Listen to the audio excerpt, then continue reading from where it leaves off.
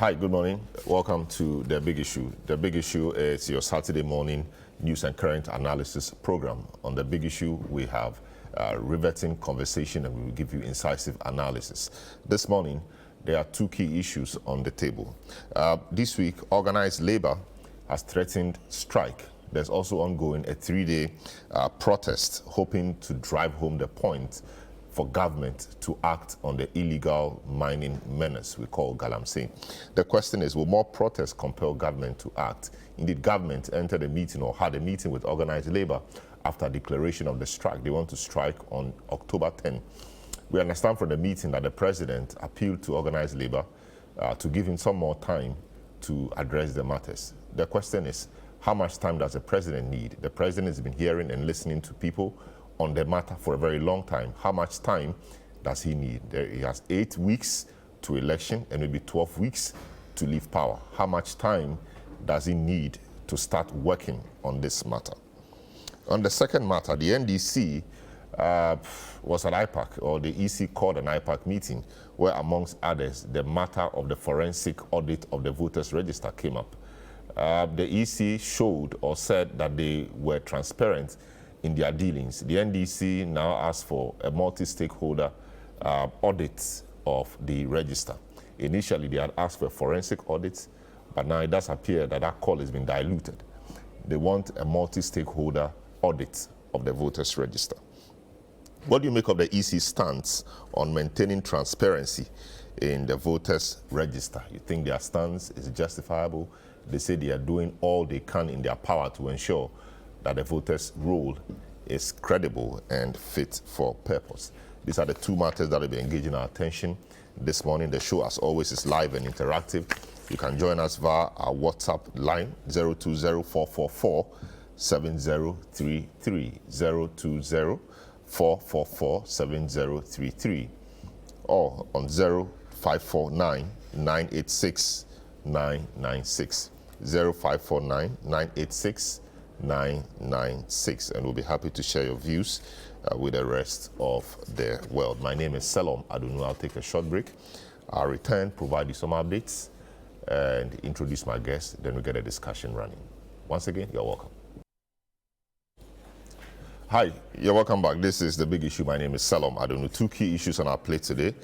There's currently ongoing a Stop Galamsey demonstration by some young people. They've been doing so for the past 2 days. Today is the third day, and they are hoping to garner some attention and trigger some responses from government or the presidency in respect of the Stop Galamsey fight. Our water bodies have been heavily polluted. The pictures are all over. It is no news that the major water bodies have been polluted, and it does appear that if nothing is done, indeed, the projection is that nothing is done, very, very soon, Ghana may be importing water.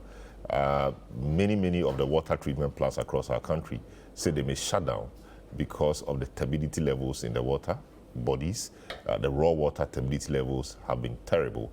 Initially, we were told that that was 14,000 NTU, and just recently, Ghana Water Company tells us that that has improved to 9,000 NTU. And even that statement from the Ghana Water Company is drawing some criticism. People think that that must be probed further. But the point really is that Organised Labour has threatened to go on strike on the 10th of October.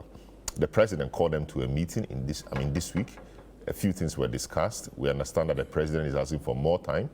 Will Organised Labour accede to the president's plea or demands for more time? And how much time does the president need to solve a problem that has been all over the place? Do you agree that the president needs more time to solve this, or you think Organised Labour should strike on October 10? And what impact will the strike have on this? Also, there was an IPAC meeting earlier in the week. The NDC said that there are a few things wrong with the register. The EC came out to say that that was the essence of the exhibition exercise, and so those issues identified have all been corrected. The NDC says now that a multi-stakeholder meeting and audit of the register will be necessary, and that if your roof is leaking, you can decide to be mopping whilst the roof is leaking. You can decide to seal or deal with the roof and mop once, and everything is sorted. They say that what the EC is seeking to do now is to continue mopping while the roof is leaking. What do you make of that? It's a matter we will look at this morning as well. Now, just to provide you some update, Organised Labour is set to meet and deliberate on their next steps regarding their planned protest and strike against the government over its failure to take a decisive action on illegal mining. ChannelOne News' Jude Duncan sat down with the General Secretary of the Ghana National Association of Teachers, Thomas Musa, who emphasized that despite their meeting with the president, they remain committed to moving forward with their planned strike. Organised Labour has reaffirmed its intention to proceed with protests and a strike action on October 10 in response to what they see as the government's failure to adequately address illegal and irresponsible mining activities.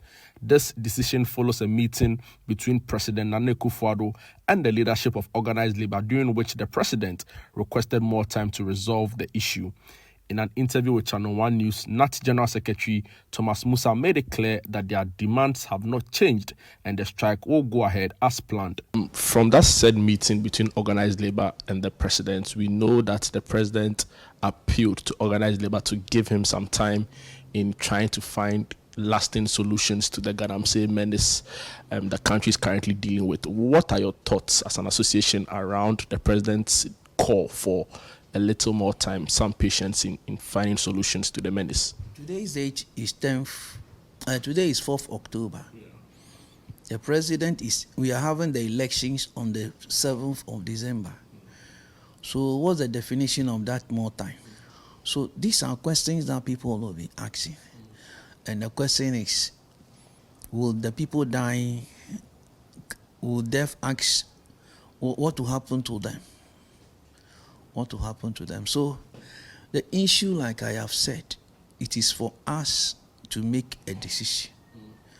We are between life and death. So if I get you correctly, as things stand now, NAT is still opposed to, you're still calling on this, you still have the same demands. Four things Organised Labour we all agreed on.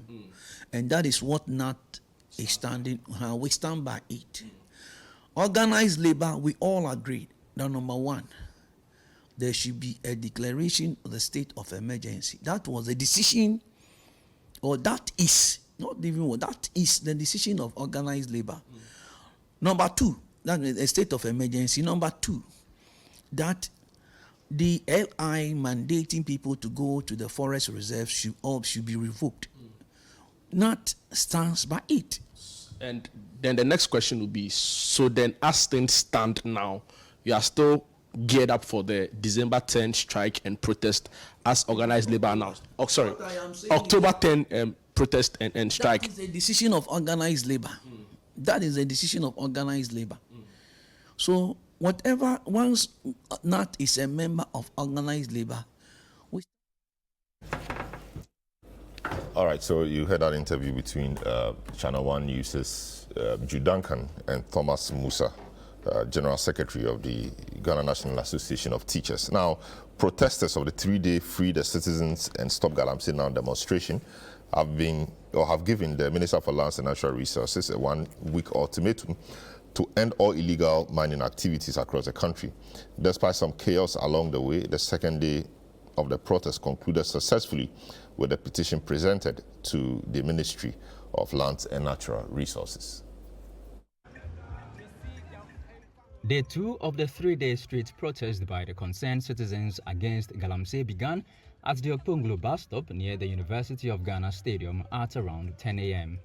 True to Ghanaian protest traditions, chants and songs energized the demonstrators for the day's march. Following consultations, the police allowed the protesters to occupy the main road right from the start, a departure from the previous day's event. The protest was characterized by intermittent stops. At the airport, the group made a brief stop in solidarity with incarcerated protesters who were arrested during a similar demonstration last week.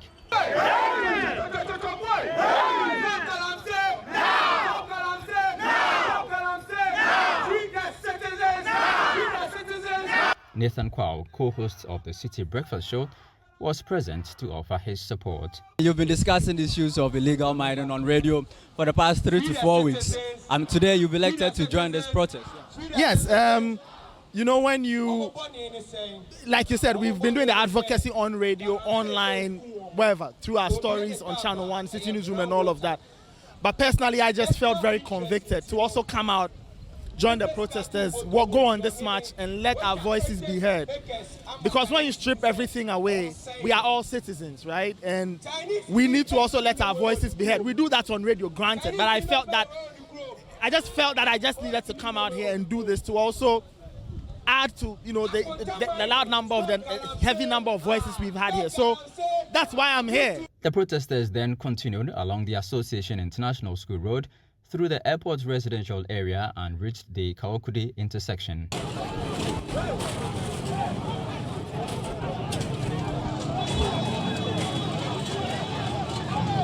Chaos erupted when the chief imam's entourage attempted to force their way through a police barricade.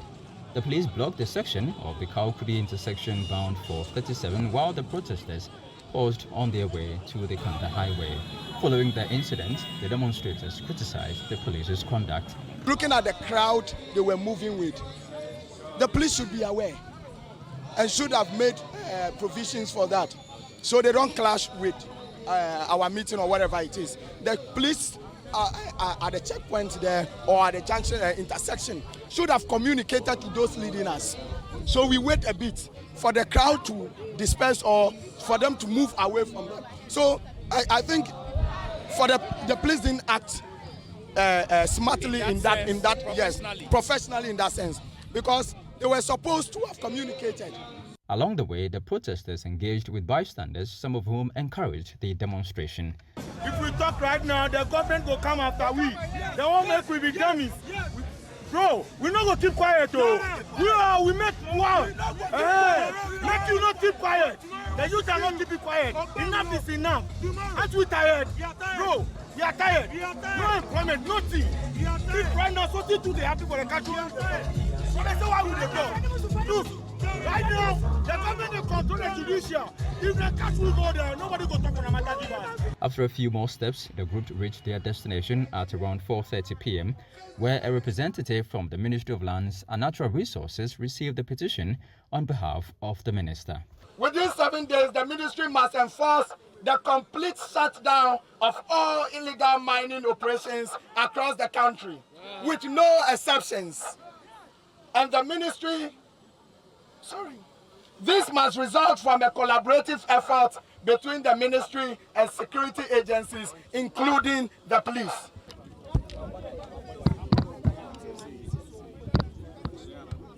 We have been directed, at least, to meet with you and receive the petition. The concerns that are contained in the petition will be forwarded to the minister. So on this note, we would like to thank the leadership of this forum and just be assured.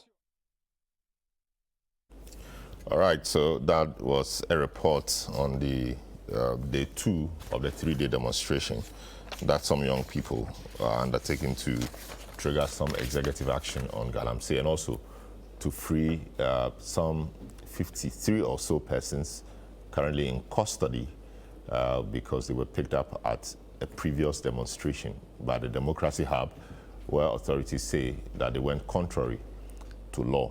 That matter is before the court. The court remanded them. The court did not admit them to bail. And the protesters are calling for the release of those citizens or those persons who protested. To help us with the discussion this morning will be Alfred Thompson, member of the MPP communications team, Osman Ayariga, deputy youth organizer of the NDC, Dr. Engineer Kenneth Ashibe, convener of the Media Coalition Against Illegal Mining, Franklin Kujo, president Imani Africa, and Andrew Apia could be member of the Movement for Change. Gentlemen, you're welcome to the program. Thank you. Yes, so we start obviously with the issue about Galamsey and organized labor and their threat to go on strike. The fact that there's ongoing some demonstration currently. I passed by the University of Ghana, Ruponglu area this morning, and I could see that they had started gathering those are the weather may not be so friendly this morning because it's raining in some parts of the capital. But I saw a few of them gathering, hoping that some more persons will join them, that they can conclude their 3-day demonstration today. But let me start off with Alfred. So Alfred, Organised Labour declared or gave an ultimatum that if by the end of September we don't see anything happening, we will declare or we will take an action. It could be declaration of strike or it could be a demonstration. Government really didn't say much, and now they've declared a strike, and now President calls them for a meeting. Did the President or government wait too long to take action? I mean, it does appear that the horses have bolted from the stables. Now government is trying to call them to the table. I mean, is that not a bit too late? Good morning, Salam. Good morning, hi, brother Ayariga. Good morning to those who are watching us and to my constituents in Central Region. And a very good morning to Dr. Alhaji Mahmoud Bawumia, the flag bearer and presidential candidates, and inshallah, the next president of the Republic of Ghana, 7th January 2025. God should bless him for the good work he's doing. He should crown his efforts with the hard work that he's going through now. And we know that with God, all things are possible. It is possible, and it will be possible. And I know God will bless his path. So good morning to all of them, to Napo and the wife. Thank you. But he didn't greet Bawumia's wife. Napo and the wives. Yeah. Napo, how can you say Napo and the wife? I mean, okay, Napo and the wives. So I thought you said Napo and the wife. No, I had Napo and the wife. No, sorry. There are two wives of the candidates. Sorry. We are talking about candidates here. Very well. Okay. Because I started with Doctor, I came Napo and the wives. It's well noted. Doctor, Napo and the wives of the candidates. Thank you. You see, you want to be mischievous as well, I'll mind you. Salam, I'm just wondering, how can you ban an illegality? Is it possible? No, the fact that it's an illegality means it's already banned, yes, yeah. And every possible means that you use to fight it, you fight it. We keep on saying, ban galamsey. Are we actually saying that the government should ban small-scale mining, or we are asking for the government to ban galamsey? Because galamsey in its totality, it's an illegality. And we have to get it straight. We have to get it right. We have to get it clear. So if we are all going on a tangent that, okay, let's ban small-scale mining again, then we know that we are clear with that. I think the call by Organised Labour is quite clear, that impose a state of emergency in all mining areas. So whether it is small scale or it's illegal. No, it says around the water bodies and the forest. Yes, but not all mining areas. So around the water bodies and I thought I heard all mining areas. So yes, I mean, so if we impose a state of emergency on all these mining activities or these areas, then it means that the illegal activity is also affected.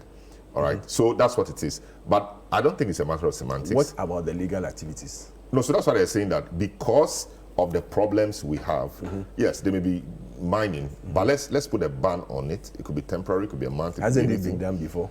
Well, but the water bodies healed to some extent, but it got bad again for whatever reason. But the state of the water bodies now, so they say let me come back to this and let us get it clear. Illegality would happen. The problem is that the vigilance should be high. And that is what we should be fighting for. It's not about government banning small-scale mining. It's been done before. We did it for about, I think, was it almost a year or 2 years? And actually, if you check the records, that was the time that we even realized that gold production was very high. So it tells you that when you find a way, there's always another way where these, small-scale miners or galamseyers and every other person who works in that industry will find a way of also making his or her ends meet. We do not need to fight this as a political party. We do not need to bring political coloration into this fight. We do not need to let some people use it as a political or a campaign tool to unseat a government, as they've tried before. What we need to do is to come together, and we've taken several measures when we banned small-scale mining some time back. Remember, we brought in some chiefs, we brought in stakeholders, we brought in some citizens, we brought in every person that mattered. And I remember we did a conference at the conference hall, Accra International Conference Center, taking them through the various stages, taking them through the various challenges, taking them through everything that should make it possible for us to do it in the right and the best manner. It started well. Then all of a sudden, it gets to a time where we had people going to areas and telling their, political people that, oh, don't worry, when you are arrested, we'll come and we'll release you. For even a flag bearer of the party to do that. And what happened? Everybody was quiet. Everybody was quiet at that time in this country. And that is what worries me. That we sit down and we watch, and when it gets bad, then we come and blame one person that, oh, the president is not doing his work well. It is the responsibility of every good and right-thinking Ghanaian to rise up against this. And that is why we brought the leaders in, the various chiefs and other people in. Because with the new regime that we've put in place, you have to also get some clearance from your the locality, the chiefs and people there. We are arresting the people who you find on site, not because we are afraid of them or we want to just send a signal, but because when you arrest once, you arrest twice. They don't even name their campaigns. And you arrest again. The next time the person is going to that locality, the people there will think twice. Because they realize that if I cannot mention who led me to do this, and I've been arrested, my brothers have been arrested, a third group has been arrested, then I will not go for them to arrest me too.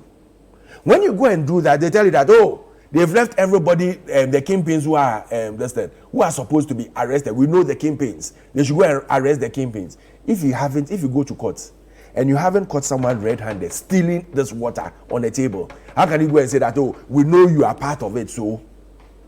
But I could adduce evidence to suggest that even though I did not see you doing it red-handed, you are connected to it, or there's something called circumstantial evidence. There's a lot of that. You use circumstantial. Yes, but it's a legal way of doing things. It's not always we see people doing crime, okay, but we're able to connect people to crimes because there are tools to do that. Okay, so for example, the issue about the Akunta Mining Limited belonging to Wuntumi, mining in forest reserves. At the time, it was illegal to mine in forest reserve. That matter is still outstanding. No decisive action has been brought. The matter has been on the desk of the authorities. The guy was stopped immediately. No, but how about the illegality? At the time the president was speaking, he stated clearly that at the time I'm speaking, yes, he's not in the forest. But his minister pointed him or pointed him out as one person who was mining in forestry. It became some matter between them. So if you find me stealing and you stop me, there could be a fine effect. No, there could be so many other things that yes, but we need to see that action. And it was criminal. So we can ask the minister that after you said A, B, C, D, what happened? No, but the matter is with the authorities, and authorities don't appear interested in the matter. It's been 2 years. Have you asked the minister? Of course. Then what did the minister tell you? The matter is with the CID. Nobody is interested in that. You understand? So when you look at the things people say, that it is because people of this government are neck deep in the practice. That is why it's difficult to impose a ban on it, at least temporarily. You sometimes you feel that they may be right. They've imposed a ban before. Yes. Then what happened? No, but if you've imposed a ban and you failed to police the ban, you fail to ensure that the ban is properly enforced. You police the ban. You put people in place, even chiefs and other people, that you are part of this. So if anybody comes within your vicinity, because you can stay in Accra and say that I've given Salom a license. I've given your cameraman a license. He's gone to this place. He's doing prospective mining or he's doing his mining and everything. You might not be there.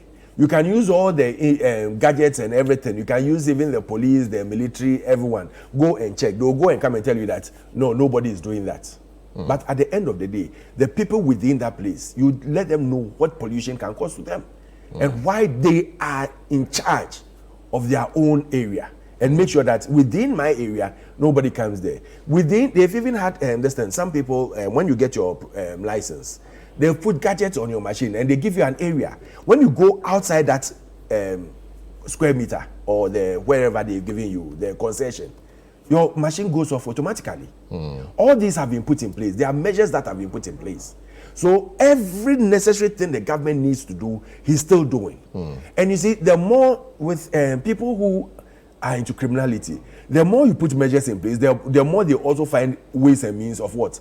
Also making sure that they also put some measures in place to do their criminality. So it's an ongoing fight. It's not a one-man fight or a one-day fight. And that is why I keep on saying that those other people connected who go to the place whilst we are working and fighting this menace and go and stand there and say that, oh, go ahead and do whatever you are doing. Also vote for me and let me come into power. When I come into power, I'll give you the chance to do whatever you want to do. Oh, this man was working at a Minerals Commission. He was the CEO there. So don't worry, when he comes, he'll still give you license for some of you to also have your own concession. The man will not speak, but at least using that or using him and people knowing him would also give some credence to what a former organizer or youth organizer of a party or the opposition party is saying. And it gives that chance for the criminality to go on. Then when you finish, you come and blame government that, oh, it's government who is leading people on. When this happened in 2020, where were all the voices? Why did they not condemn in totality whatever is going on? Why couldn't the opposition, the main opposition party, come and say that, listen, my leader hasn't spoken well and we are going to condemn whatever he says? However, we are working with him to make sure. Say? The leader didn't say that. You didn't hear Mahama himself going on and saying that I'll release you? What Mahama said was that the fight was, the way they were fighting was unfair, and that they identified the small boys and girls in the practice and then arrest them, whilst the kingpins were left on the hook. That is the same thing I started saying, that when I arrest you once, I arrest you twice, I arrest you the third time, and people within that locality and vicinity are called to come and do the game. Say, would they continue doing it? They would not. And it's an irresponsible statement for a former president and a leader of the main opposition party to go and stand there that, oh, you are not the kingpin. So when they arrest you and I come, I will release you because there are kingpins who are there. It is a very responsible statement because you are not fighting only the kingpins. You are fighting those who are also doing the work. Because when they arrest one kingpin and he goes and another person comes and he goes to get these same people to do their work there, isn't the work going on? And that's why I kept on telling you that this has been a fight that did not start yesterday. That did not start under the Nana Akufo-Addo government. It's a fight that started since even President Kufuor's time, President Mills' time, Mohammed's time. To the extent that even a minister within Mohammed's government came out and said that, listen, he's been fighting this and he can't do anything again about it. Because if everyone is going to sit there and leave it for him alone to do it, he will not do it. It is affecting all of us. It's affecting me. When I go and I open my taps and I see some waters that are colored, I get worried because I don't know the minerals or the, contents that are in. Is a president you call it worried the way you say you are worried? Everybody is worried. But that doesn't mean that because we are worried, we should leave those who are on the site and mining. It doesn't mean that. That because I'm worried, I should leave those who are on the site and mining. I should leave them to do whatever they want to do. When you look at the demeanor and the demeanor of the president and what he has done or not done so far, do you think that he considers this a very serious problem? So, for example, he's been called at many occasions to speak on the matter. Till date, he's not spoken. Till date, the father of the nation, in whom we have a trust, natural resources, land, etc., he hasn't spoken. He hasn't said anything. It's like you're in a house, things are messed up in the house. All the kids and people are running helter-skelter trying to do something. And the leader or the boss of the house is just seated, doesn't appear concerned. The message to the people is not right. Okay, so sometimes, of course, you put this right. You might sit down and say that he doesn't. Yeah, but we need to see action. We have not seen any action. Before he takes any action or before he comes out to speak, he needs to get all his parameters right. But we've been fighting this for 7 years. You do not, yes. And he's not still had the parameters right. It's not for 7 years. No, we started this in 2017. We've been fighting this since Vanguard, since 2009. Yeah, I mean, since he came. No. Let's not put only him. No, I'm talking about what he has done. He's the one in the seat, and he's accountable to us now. In Mills' time, didn't we use militaries and everything? Yeah, but Mills is not accountable to us now. Mahama is not accountable to us now. Every president is accountable. What I mean is, there's somebody in the seat and somebody we must hold accountable. Let us build it from that time to date. No, but the other person is not there. In fact, he lost an election. Let us build it. It's not because of that he lost the election. No, we don't know. Yes, all right. So we can't use that. But what I'm saying is that there is a man in the seat who we have to demand accountability from. And that man in the seat is failing the people. When I'll take you back. When under Mohammed's time, and even their minister was saying that they fought it and they don't know what to do again, and they are just throwing their hands in despair. Did you ever hear Nanado going to Galamsey site and telling them that, don't worry, when I come, any arrest they've made on you, I'll release you? Did you ever hear that? No, I didn't hear. I didn't and that hear shows the leadership, competent, and also someone who cares about the people. But you don't go because you want to win elections and just speak anyhow and walk away freely. And that is why I said the condemnation should start from the irresponsible statements of former leaders who want to come back to power and want to do anything possible. Now, coming back to the main context, I need to put certain things right, and we need to put certain things in perspective. That, listen, upon everything we are doing, even though we are fighting it, some people want to use it as a tool to win elections, and that is where we have to stop it.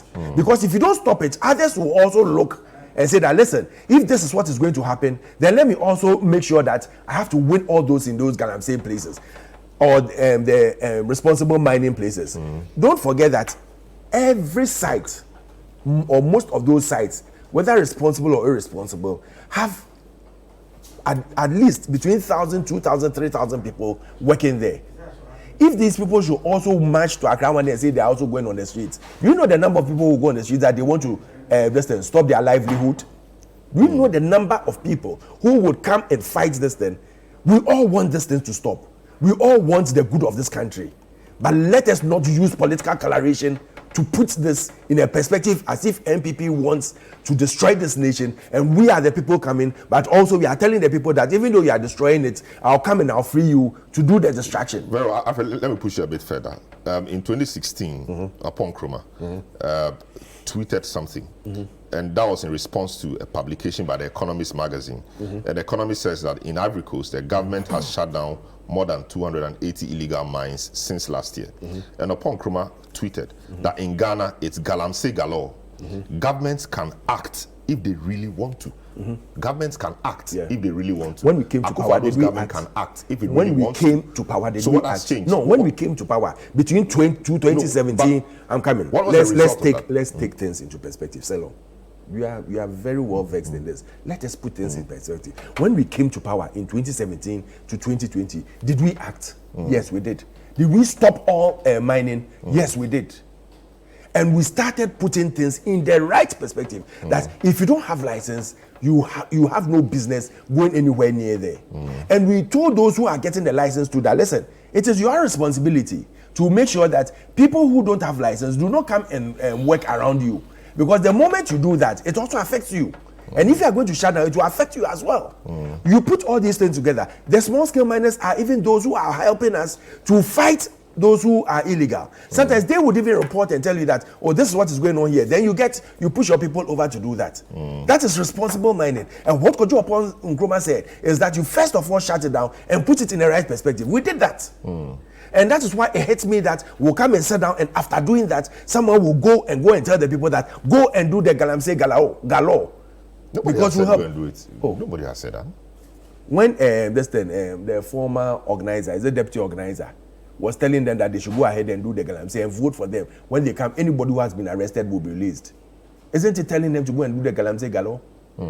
He told them to do Galamsey. When Mahama himself told them that you have been arrested illegally, even though you are doing Galamsey, but when I come, I'll release all your people who are doing it. What are you trying to tell the people? You are telling them that they should go ahead and do the Galamsey. And that is telling the people to go onto the Galamsey galore. Whilst we had banned it for some time, for about 2 years, to make sure that we put everything right and then do the right thing. So you now put a fight in, and it was an election year that they went to do that over there. You put us in a situation where we also have to be extra cautious. I see. So it's about elections. It's not only about elections, but it's part of it. Very well. It's part of it. Good. Osman, welcome to the program. It does appear from what Alfred is saying that quite a bit has been done, or a lot has been done in the fight against Galamsey, and it is a fact really that in 2017 to about 2019 thereabouts, there was a ban on all forms of mining. Yeah. You know, which included galamsey and even small-scale legal mining, etc. Community mining and everything. And all of that. But it didn't work. And your guys went in there to tell them things. You know, some of them took it and they said they voted for you and all of that. And of course, Mahama is also on record to have said that they will grant amnesty to those who have been arrested because in his view, those were not the right persons or the real people. Let me put the real people to have been arrested and jailed. If you have such a national problem and you have key persons in the political sphere making comments like this, you don't think it undermines the integrity of the fight? Well, good morning to you, Salom. Good morning to my brother, Mr. Thompson. And good morning to His Excellency John Dramani Mahama, flag bearer and the next president of the Republic of Ghana, come 7th December after the polls, and to Her Excellency to our running mate, Professor Jane, and to all well-meaning NDC sympathizers, supporters, and executives who are working earnestly and tirelessly across the country to make sure we are able to secure this victory that Ghanaians are so much yielding for. Salom, this galamsey, I said to everyone who is working hard, she's working hard. What about Lodina? You this morning decided to greet Napo's two wives. And today I said, you said Napo's wives. You said good morning to Napo's wives. So please, let me move on. Allow me to flow. Yes. Salom, you see, when you are pretending to catch a thief, the thief will also be pretending to be running. But the most important thing is that you are all pretending to be acting in a certain direction. So at the end of the day, there will be no result whatsoever. I've heard Mr. Thompson try to weave around this galamsey issue and try so hard to implicate former President John Dramani Mahama. And he actually sat here and tried to further lie to the good people of this country that an NDC organizer said they will let people mine illegally. That is not true. That is a lie. So don't repeat it anyway, I beg you. Now, he spoke about the fact that His Excellency John Dramani Mahama spoke and said that we were going to grant amnesty to the young people who were trying to make ends meet, and for that matter, have been arrested, and the kingpins themselves, the likes of Wuntumi, the likes of MPP, stalwarts and bigwigs, who are actually behind this illegality to go scot-free. And they try to weave it so hard, and it is not catching. And they try so hard to weave and intertwine it just to mean that His Excellency John Dramani Mahama is in support of galamsey. And that too will not wash. Your own flag bearer, Nana Addo Dankwa Akufo-Addo, in 2016, he went to galamsey areas. He went to the Western region. What did he say? He said, I will legalize galamsey. How do you say, a lawyer, how do you say you will legalize an illegality? You will take the illegality away. Out of it. Thank you. They have been unable to take the illegality out of it. And because he said he was going to legalize it, it has strengthened and emboldened even his own party members to further engage in that illegality. Because he had given them that courage, that he's interested in allowing them to engage in that illegality. So once you've been unable to extract that illegality out of the illegal act, of course, they will engage in that illegal activity. 7 years, 10 months, Nana Addo has been pretending to fight galamsey. What didn't we see? Interministerial committee at the heart of the presidency, and people were seen or caught taking bribe and even counting bribe money on camera. What didn't we see? Operation Vanguard. What didn't we see? Galam Stop. The likes of Charles Bishop at the presidency, who were expected, who were supposed to fight galamsey, were rather caught encouraging and allowing MPP bigwigs to engage in galamsey because they felt that that was the way they were going to use to fund their own party. People were caught on tape, and the evidence is there. What didn't you see? His own brother, Echo Ewusi from the same region, as in from the same constituency. When they went to seize excavators, what did we see? Excavators getting missing, some being sold, some nowhere to be found in his own constituency. Echo Ewusi today, he's a parliamentary candidate for Cape Coast North. These are their own actors who were caught in the act of encouraging Galamsey, caught in serious scandals of selling excavators, where some were even getting missing, some were taking bribe, some were allowing people to mine in the forest. So when they come to your site and you are mining, then they take money from you and they allow you to mine. These are all evidences that are there. Everybody knows what happened under the NPP, at the heart of the presidency, very close to Nana Addo Dankwa Akufo-Addo. But you will not agree that if there's such a big fight, and instead of the nation having a united front in fighting it, we have political elements making comments to the contrary, that so for example, I don't know what your take on the Boahin tape or comment is, and whether that did not undermine the fight, because if I'm fighting it and you are on the side, as we say in local parlance, pouring sand in my gari, that obviously will dampen my spirit and the fight will be compromised. That's what they are saying. That cannot dampen your spirit. You have the security apparatus and the architecture of the country. You are governing now. You are the president of the country. You are the party in power. This is an illegal act. Just fight it. Why are you running in circles around it? How can even the statement of someone hinder your fight against Galamsey? How can that stop the thousands of soldiers who can go into the forest and stop people from mining in the forest? How can that statement encourage your own wound to me by mining in the forest area? Now, let's even come back to the issues.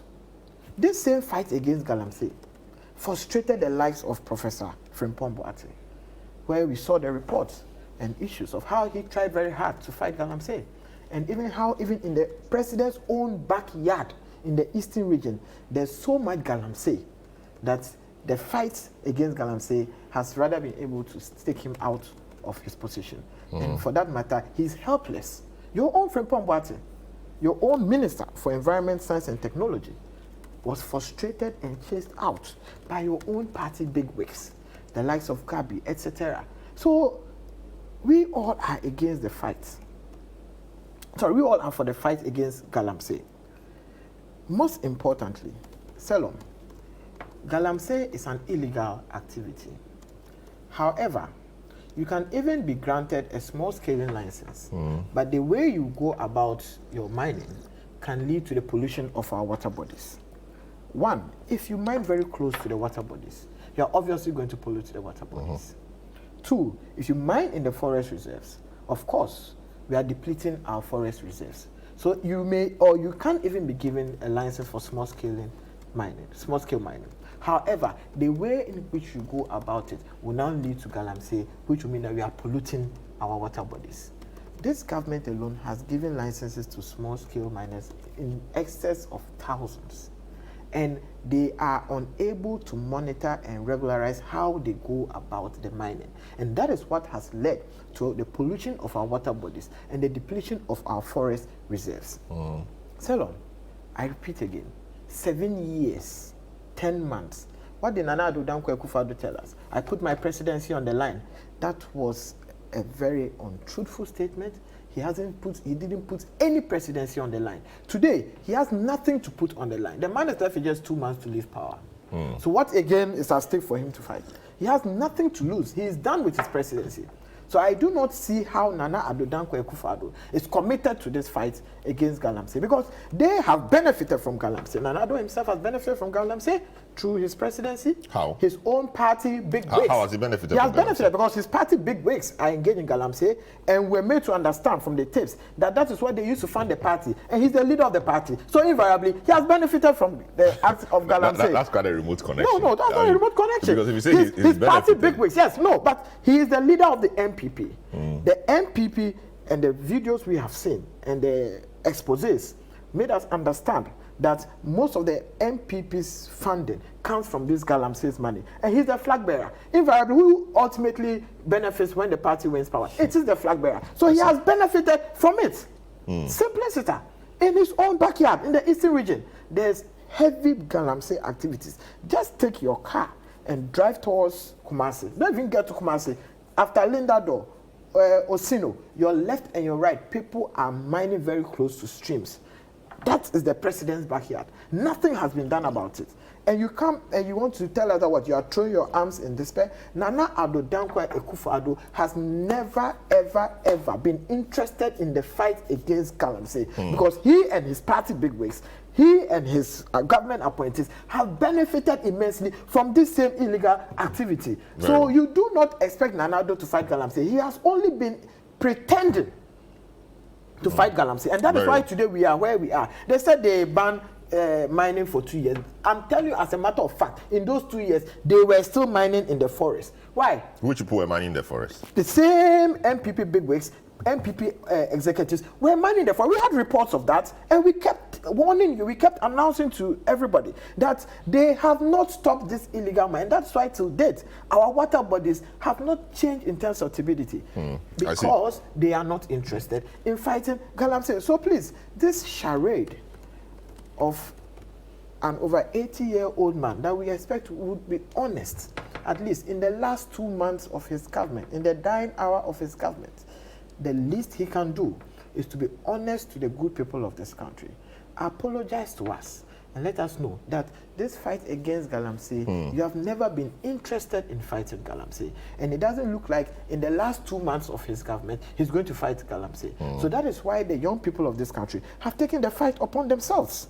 I see. Great. So that's Osman. This is the big issue on 97.3 City FM and, of course, on Channel One television and on all our socials. We're looking at the issue of galamsey. And, in fact, for the past few weeks, every week we have spent some time on this, and it does appear that every week there's a new angle to it. The angle to it, which we are getting to now, is the angle of organized labor. Organized labor comprising some 21 or more unions, workers' unions or trade unions, gave an ultimatum of September ending, by which time, if government didn't do anything about the menace, they were going to take a decision. Now, 30th September came, nothing happened. They have now taken a decision. They want to strike, and they are striking effective 10th October. And now President calls them to a meeting and is asking for more time. This is what we are delving into now. Now, do you think that the president or the government needs more time to fix this problem? It's been 7 years. Did something the first 2 years. There was an interministerial committee put together, over 20 cabinet ministers forming part of that, and we saw the Boating report. And now it does appear that in the last month or two, there's been a renewed fight in respect of galamsey, occasioned by the Ghana Water Company's statement saying that the turbidity levels of the water in Pra, the River Pra, was in excess of 14,000 NTU. That brought some renewed action. Over 50 well-meaning organizations and bodies issued statements calling for one action or the other. Organized Labour was one of those, and because Organized Labour is so big, their call is appearing to be biting government. I'm taking a short break. When I come back, I'll hear from Manasseh Azuri-Awuni, a celebrated journalist who has made some comments on what Organized Labour wants to do and his own thoughts on the matter. And of course, we also talked to Kenashibe, who is the convener of the Media Coalition Against Illegal Mining, and Franklin Kujo. All of these people are on the show today, together with my guys in the studio. Don't go away. Yeah, welcome back. This is the big issue. We are looking at the Stop Galamsey protest and activities. Organized Labour has joined the fray. They have threatened strike. They did so after giving government some ultimatum. As we speak, there's a 3-day demonstration ongoing, all in an attempt to trigger some executive action. President has met Organized Labour. President wants more time. A colleague of mine called Manasseh Azuri-Awuni, an award-winning journalist, investigative journalist, has some views on this matter. Of course, he has written an open letter to Organized Labour on what he thinks should happen. He joins us on Zoom to help us enrich this discussion. Good morning, Manasseh. Happy to have you on the program. I want your own thoughts on this galamsey menace, first of all. Well, the galamsey problem, as with many other problems of this country, is not seeing a solution because those who are supposed to solve the problem are the perpetrators. It is no longer a secret that very top officials of this government have either been given licenses to go into the forest reserves, or they have companies that are doing the so-called small-scale mining, which largely is illegal mining with the backing of the state. And so if those who are supposed to resolve the problem are the problem, then we know that it is not going to end anytime soon. So that is my issue or my take on this problem. So those who So the Galamsey matter has been with us for years. Of course, Professor Mills tried dealing with it. I'm not sure he was successful. John Mahama also started, but it does appear that as we've grown, the problem is also grown with us. When this government came in 2017, we saw some drastic measures. Of course, I must also admit that those measures were on the back of what City FM and what some other media houses had started, and so government had to be called in, and government did place a ban on all forms of mining for close to 2 years. That was quite some drastic action. So if you say government is not interested in solving it, that may not be supported so much by the fact, because we did see some action, some goodwill at least, banning it, setting up an interministerial committee and all of that. So some work has gone on in that respect. Wouldn't you agree? We agree, but we measure by the results and the reality on the ground. If the person who says he would put his presidency on the ground, it's seen on a platform publicly saying or defending people's or some party members whose mining activities were alleged to be causing problems. He publicly defended the likes of Wuntumi. We saw that video in which someone was saying that the party likes money and all of that.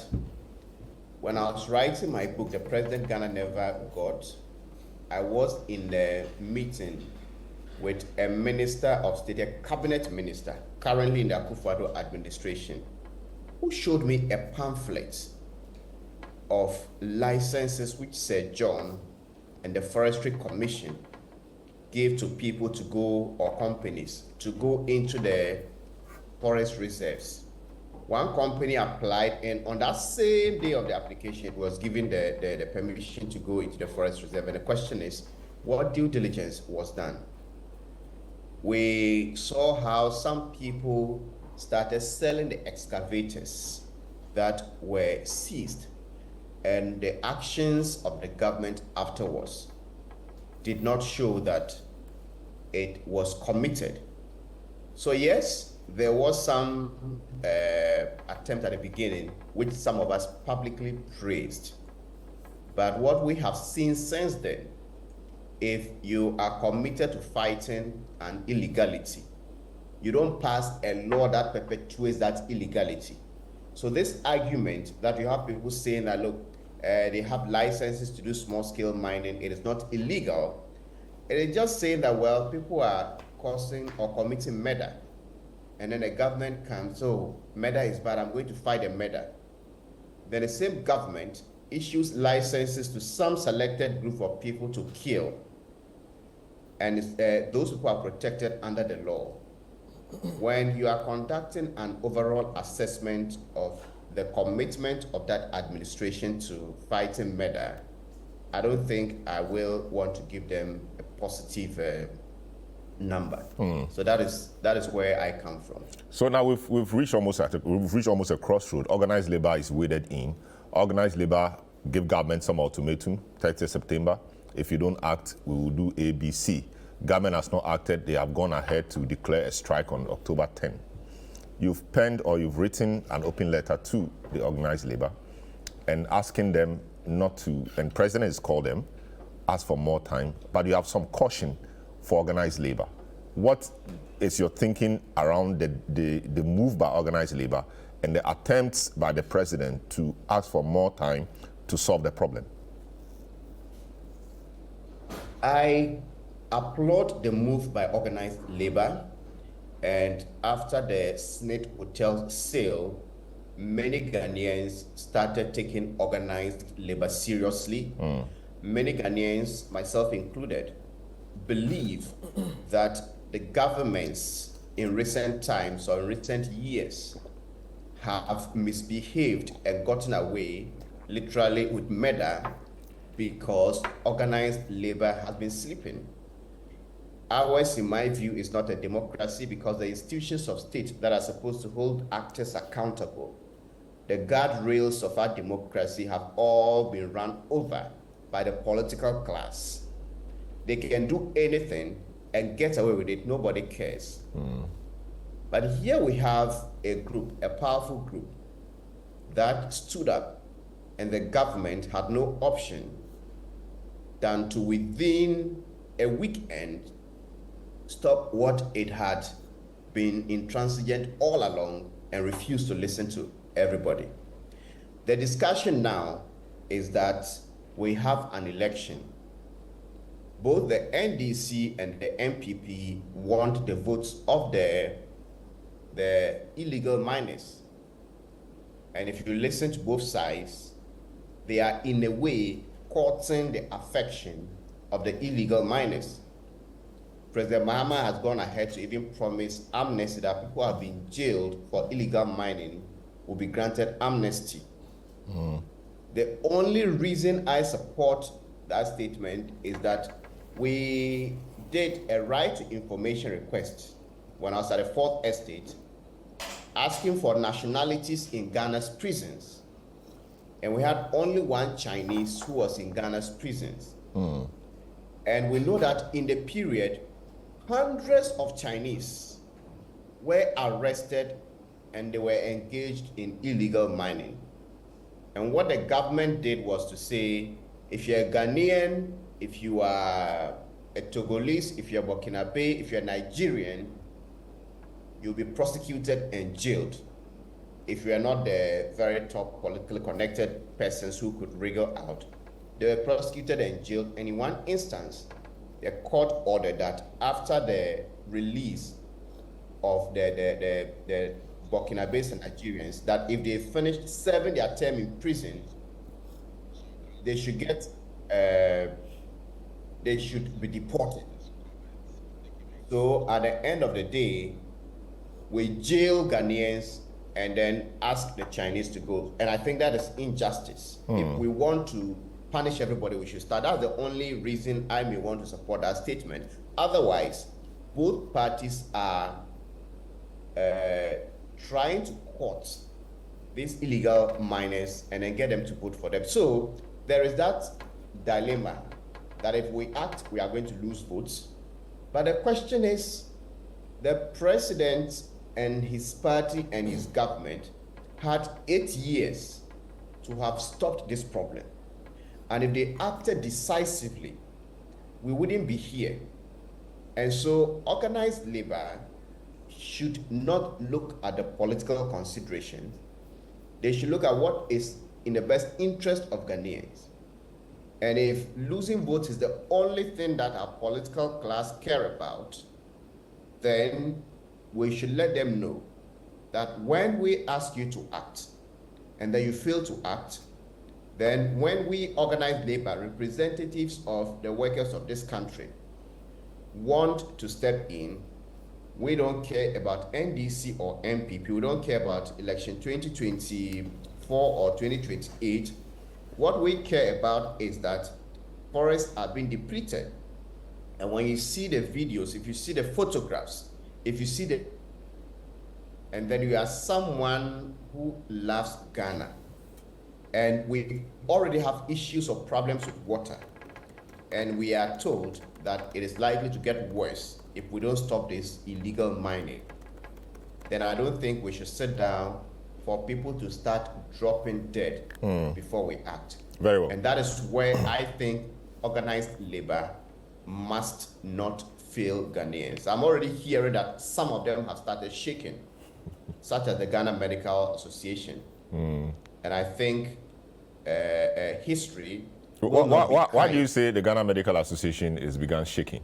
You have any information? Why do you say so?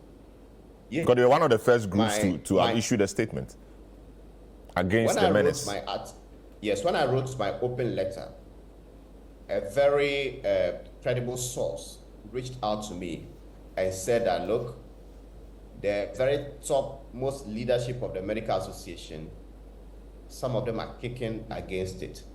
We are still fighting, but as it stands, don't be surprised that the Medical Association will pull out of this strike.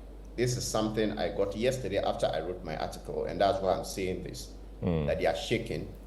So my call to or plea or letter to Organised Labour is premised on the fact that the government will not listen unless it is forced to listen. And who can force the government to listen? If young people go onto the streets and demonstrate, they can just put them in cells and say, well, be there till after 2 weeks before you reappear, which some of us and a good number of legal brains have said there is no reason to keep them there. So if people cannot speak and be heard, and organized labor, if hospitals are not working, if schools from primary to university are all shut down, if nothing is working in this country and the government can still go ahead to win election, then that is left unto them to decide. And for me, I think it is better to fight Galamsey and risk election than to allow the nation to be shut down and risk losing the election. That's why I say that organized labor should not relent. Very well. That's interesting. Hang in there for me. Let me speak to another comrade in the fight. But there are a few more issues I want to interrogate you on. I mean, but let me deal with Ken Ashigbe, who is convener for the Media Coalition Against Galamsey. Good morning, Ken. Welcome to the program. In fact, some of us admire your tenacity. You never get tired at this, speaking every day. Call him at dawn, call him midnight, and he's ready to speak on the matter with the same passion he's been speaking with, since it started. Welcome to the program. Organized Labour is issued a threat. President has called them into a meeting. Doesn't the president deserve some time to put himself together, as he has asked Organized Labour to, in terms of fighting the menace, so that Organized Labour delays its strike, which will start, if all things being equal, by next week, 10th October? Doesn't he deserve some more time? Shouldn't he be listened to by Organized Labour? You will recall that Organized Labour didn't have issues that when we had the press conference as Media Coalition, that on that thing the Organized Labour also joined. And you remember before even then, the Medical Association had spoken, then you had UT coming. But as far back as last year, the Academy of Arts and Sciences released a 16-page document. The call for dealing with this challenge of Galamsey is an age-old one. And you take the fact that the president has taken how long to respond, you cannot be asking for more time. I remember very well when some parliamentarians had mentioned the issue about the finance minister. Remember when the president said he should begin to how long that took? So I'm not too sure how long you're asking again for more people to die in the pit, for the poisoning to continue, for our revenue for cocoa to be dwindling, for renal diseases to be on the high before we act. And I'm not too sure that all of us, the Ghana Coalition Against Galamsey, we are oblivious of the fact that the decisions that have to be taken is not an event, it is a process. And the most important thing is that at least the state of emergency, the moratorium, it's something that can be done in a day. And it is also very instructive to know that the ask of Organized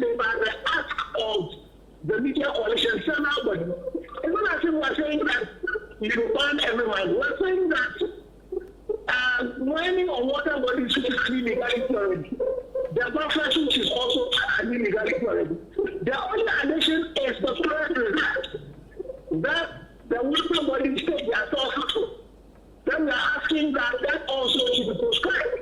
And I don't know how difficult that is going to be for us to see action that those declarations have been done. And I sometimes hear some people talk about the fact that Parliament is on break. So we know that under the new standing order of Parliament can meet better. You know, so once there's a will and that will is demonstrated and the actions that need to be taken are demonstrated, we can appreciate the fact that that is done.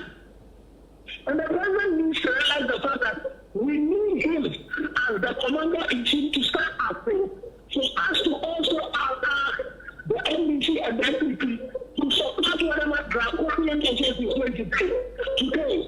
And also assure us that when they come, whoever of them will come into government on the 7th of January of 2025, we'll continue the action that we're asking of today. Because one of the things that all of us should be wise about is that we're not going to allow any political party to take advantage of this fight that we are.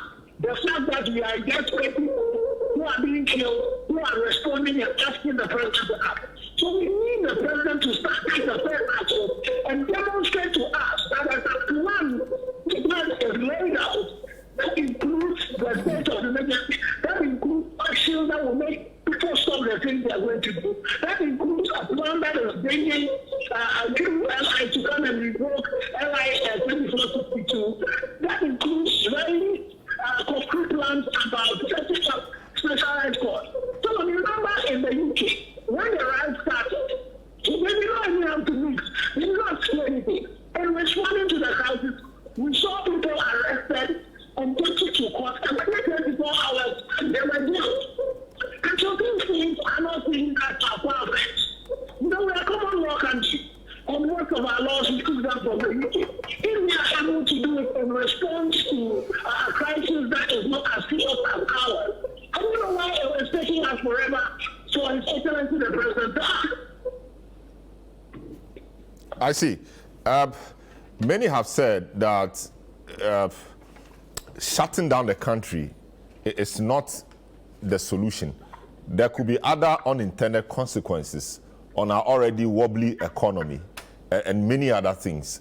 And so there should be another way organized labor should look at this rather than wanting to shut down the country. What do you think of that? So, organized labor, media coalition against Galamsey, the donor coalition against Galamsey, we don't want the country to be shut down. The only thing is that when we compare currently the deaths that are happening, the destructions that are happening to our forest, the irreparable damage that is being done to us, then you need to take some action that might be painful. It's like your child. You love your child so much, but after that, that is hemorrhaging. You know, surgery is not something you wish on anybody you love or even your enemies. But you realize the fact that if you don't take cuts and go under the knife, you will not be able to save the situation. So at this particular point in time, and again, when I hear this argument, that I think organized labor that we're going to go on a strike. God was given all of September. In September, there was no response. Nothing at all was said to us. You know, so then they said, I think this is the first resort. And again, so you and I, and especially together, we have been at this thing since 2017. You know, and so when we've seen this thing, fighting it for almost 8 years, and then we tell you that you need to do something different from what you have been doing all this while. That has brought stability to 40,000 MPs at the Secretary Man, when somebody wants to ask now start celebrating 9,000 MPs. You know, we are not going to be able to say, we have a first class, we take this country, where now the pathologists are saying that the number of spontaneous abortions that are occurring, and when they do the postmortems, the amount of heavy metals that they are seeing in these bodies. And we also are seeing the fact that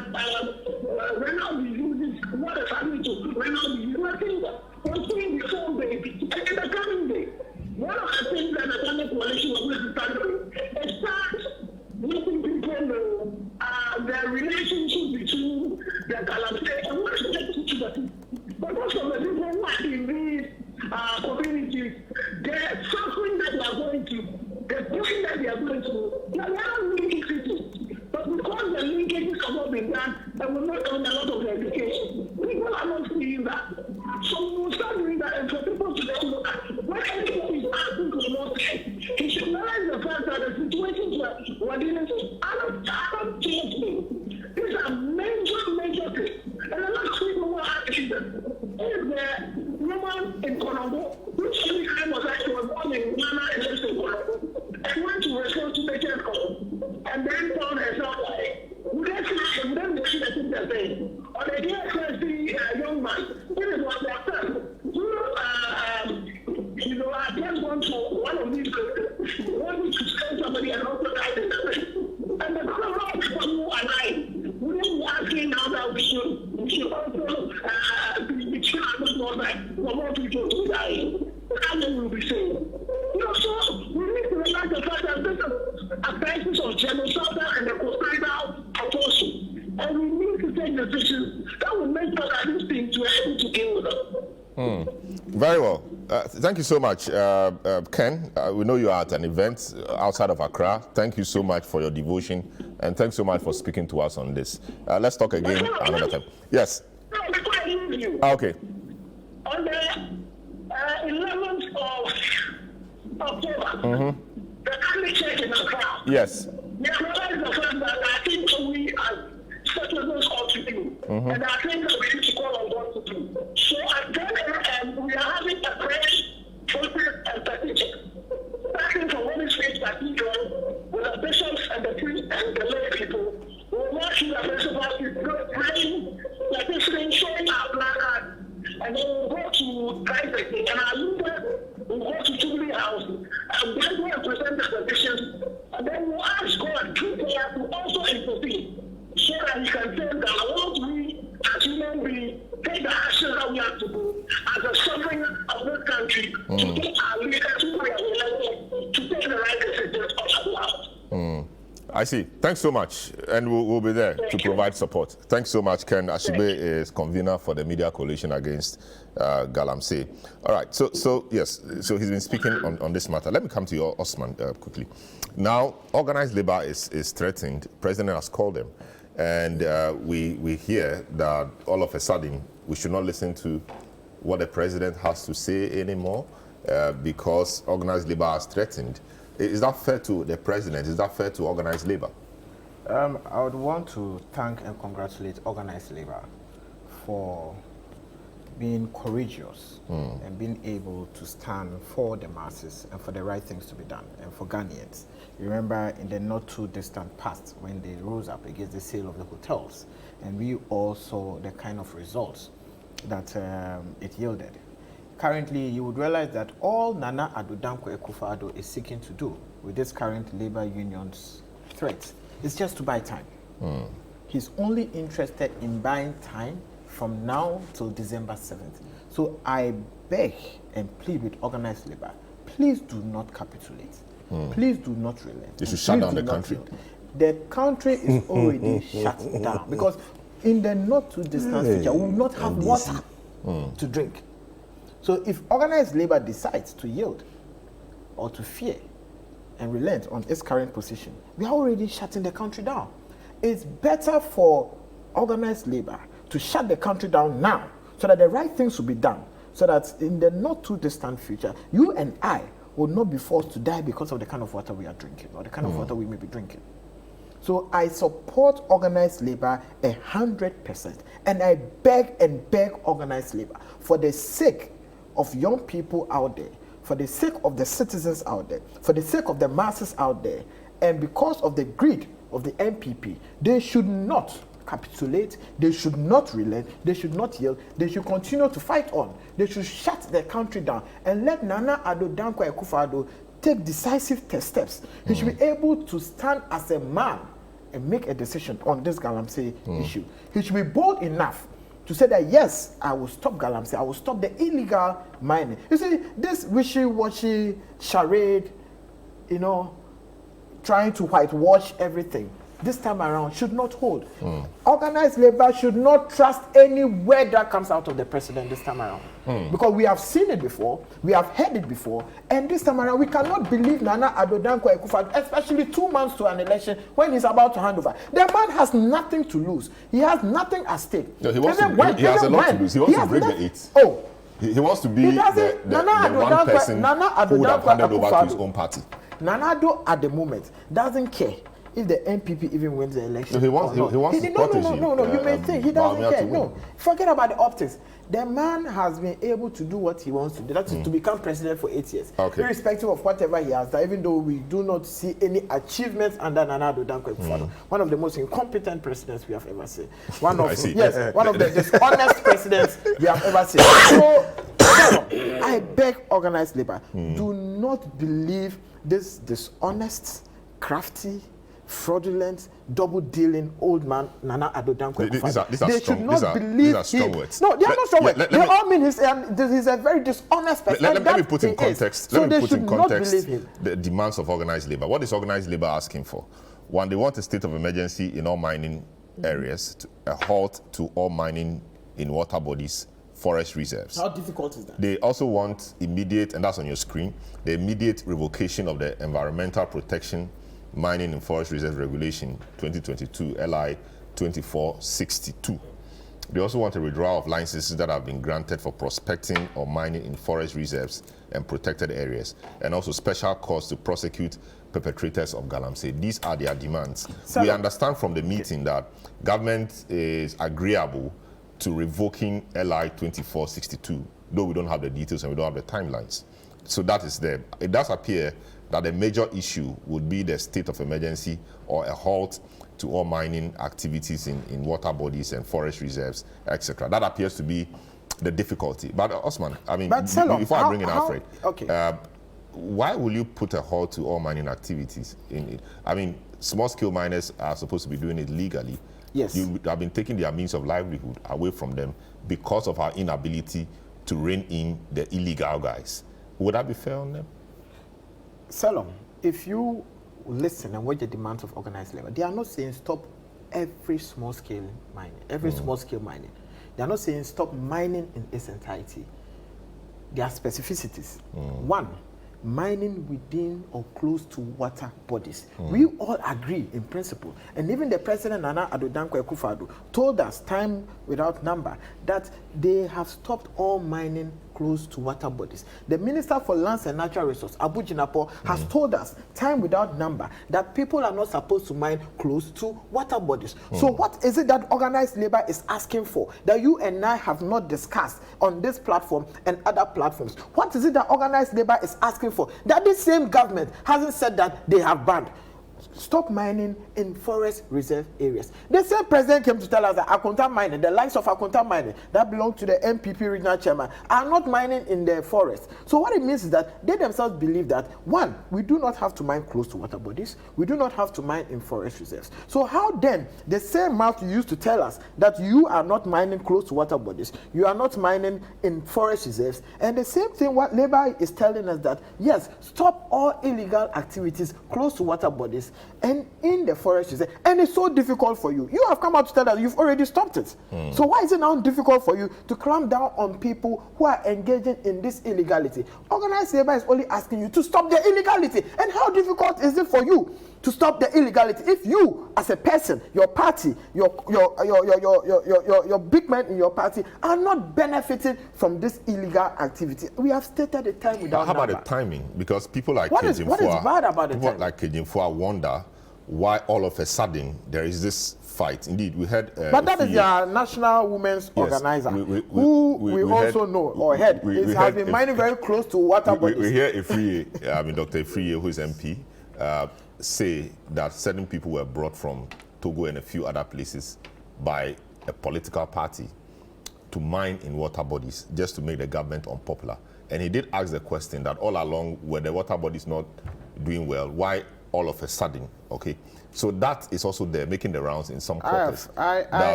It's getting political, and your side is behind this particular resurgence. I have had enormous respect for medical doctors, but I think I have an exception. And to someone like Dr. Efi, I expect that someone who has been through the medical field will have some level of intellect, some level of intelligence, and will reason in a certain way. I am extremely, extremely disappointed that someone of such level could reason so low and think so low, and to even make it public by saying such, I don't want to use nonsensical, but just spew out words that do not make sense.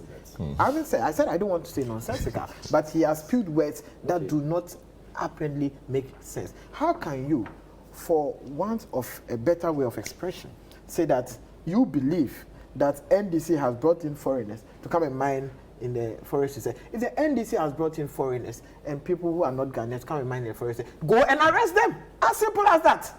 If you say we are the ones who are mining in or very close to the water bodies, go and arrest them. You have the military. You are the commander-in-chief of the Ghana Armed Forces. You currently control the police service. Go and arrest them.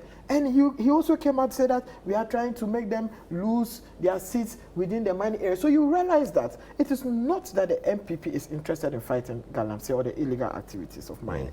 But they are looking at how well they can win their parliamentary seats within those mining areas. And the last time I heard one of them say, oh, because they were trying to fight Galamsey, they almost lost close to 20-something seats. So you realize that they are not interested in fighting Galamsey. They are only interested in winning the next election. And if Organised Labour doesn't push the president to make a definite position and stop this illegal mining close to our water bodies, he's just trying to buy time to go into the next election so that he can peacefully hand over and run away. Organised Labour must continue to push. I support Organised Labour 100%. They need to push through to the end. They need to push through to the end so that the likes of Thompson, who are benefiting from Galamsey, can put a stop to it. How is Thompson benefiting from Galamsey? But his party, everyone is benefiting from Galamsey. If the party is being funded by Galamsey money, and today they have won an election, and he's enjoying from the party, he's also benefiting from Galamsey. They are all benefiting from Galamsey. Let me ask Thompson, are you benefiting from Galamsey? He is saying it, so he is giving me the money from Galamsey. I see. Selom, I wonder when people talk about others, forgetting that they are pointing four fingers to themselves. Four solid fingers are being pointed to you, and you are pointing your finger at Dr. Ayu. He's never been a president. He's never been a vice president. He's never been a leader. He's never been a leader of this country. Yeah, but many people have questioned let me tell you something. He came out and said that, listen, yes, he might have used the word Galamsey, but I believe that what he wanted to say was small-scale mining. No, but you see, he's too smart. Small-scale mining. He's deemed to be too smart for that. Sometimes, let's be realistic. You see, because, and that is why at the beginning of this program, I asked you, are we asking that there should be a ban on Galamsey? Because can you ban an illegality? Yes, you see. That is the simple question I asked. And all of us, whether bishops, whether Organised Labour, whoever, educated people, we are all shouting, ban Galamsey. How do you ban an illegality? So in your response to people, instead of saying maybe small-scale mining, you might use the word Galamsey.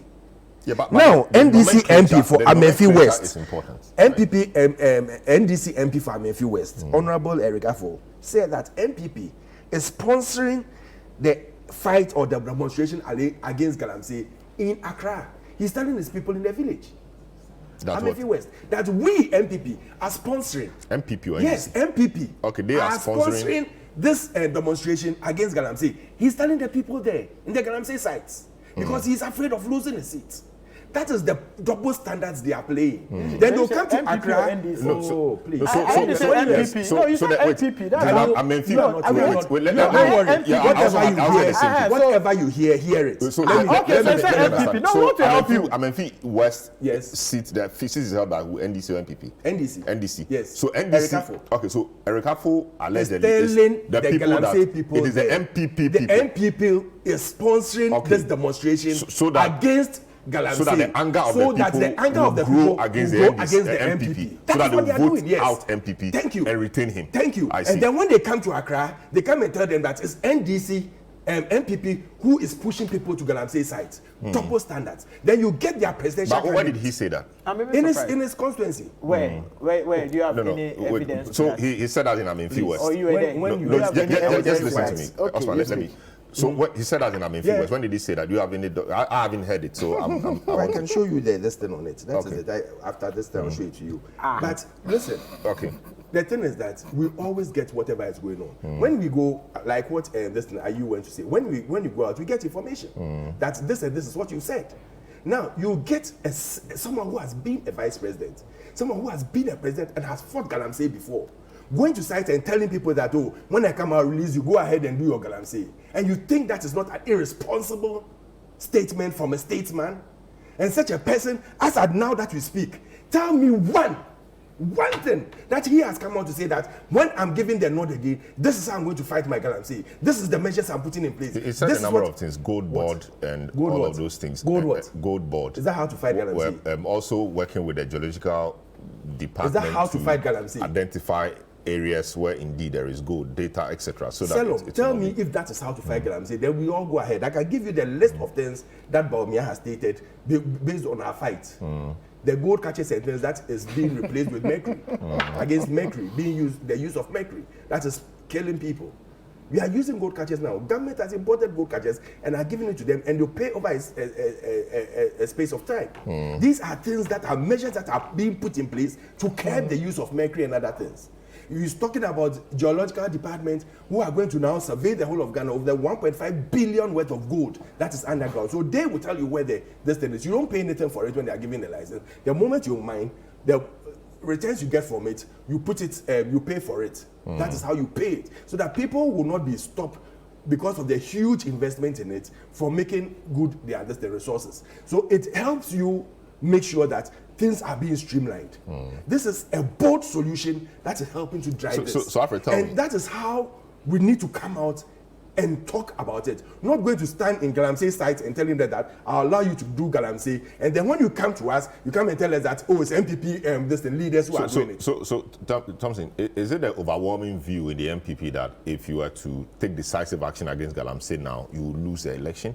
And I'm referencing your member of parliament for Asante Achim North South, who says that if you banned the mining as Labour wants, you will lose seats. Or Kejim 4 has also said that they will only take that action after the election.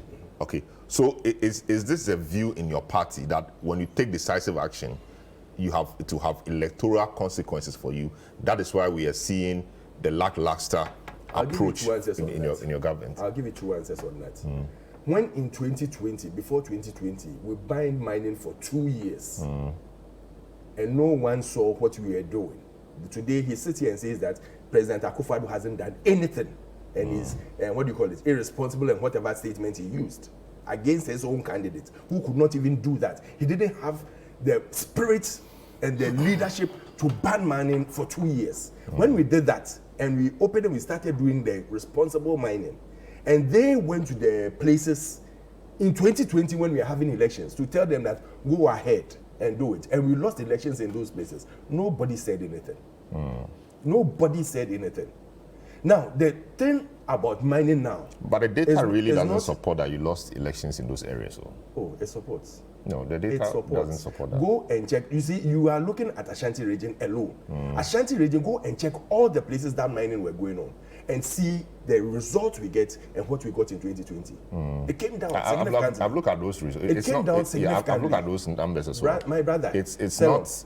it's not general. There are places where the numbers went up, others the numbers came down. Around it. Yeah, but you can't say for sure that it's because of Galamsey. It is. That some numbers went up. We have done our homework. That some numbers also came down. We have done our homework. So what happens to areas where the numbers went up? Selom, we have done our homework, and we are telling you that one of the cause of losing in such places is because but you didn't lose. You still had your seats in those areas. I said one of the cause in losing in some of those areas. But the irresponsible statement by a former president and Edu Buahin, their former deputy communication officer, who also has a mining license. You shouldn't forget that. He has a mining license. Oh yes, he has a mining license. And he's mining. He should dare come and say that he hasn't got it. And he knows. Is he mining? Oh, he knows.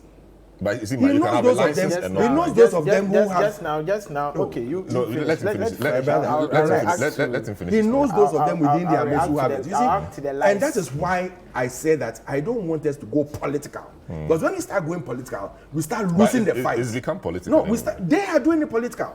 And that is why I want Ghanaians to see them for who they are. Is it a good thing to say that let's hold on, let them continue destroying the water bodies? Hold on to until let them work. Let's hold on to the actions we want to take.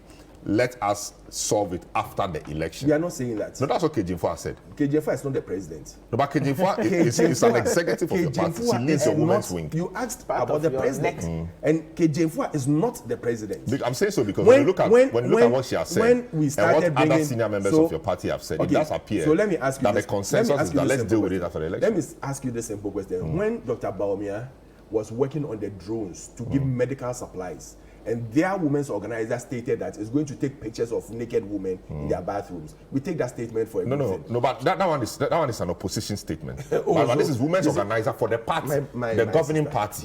My brother, let me tell you something. The president is the soul, and I use the word soul, person who is the father and the controller of the country. You want to hear from him. But he's not talking. I told you that, talking. Listen, the Minister for Mines, Lands and Natural Resources has not spoken.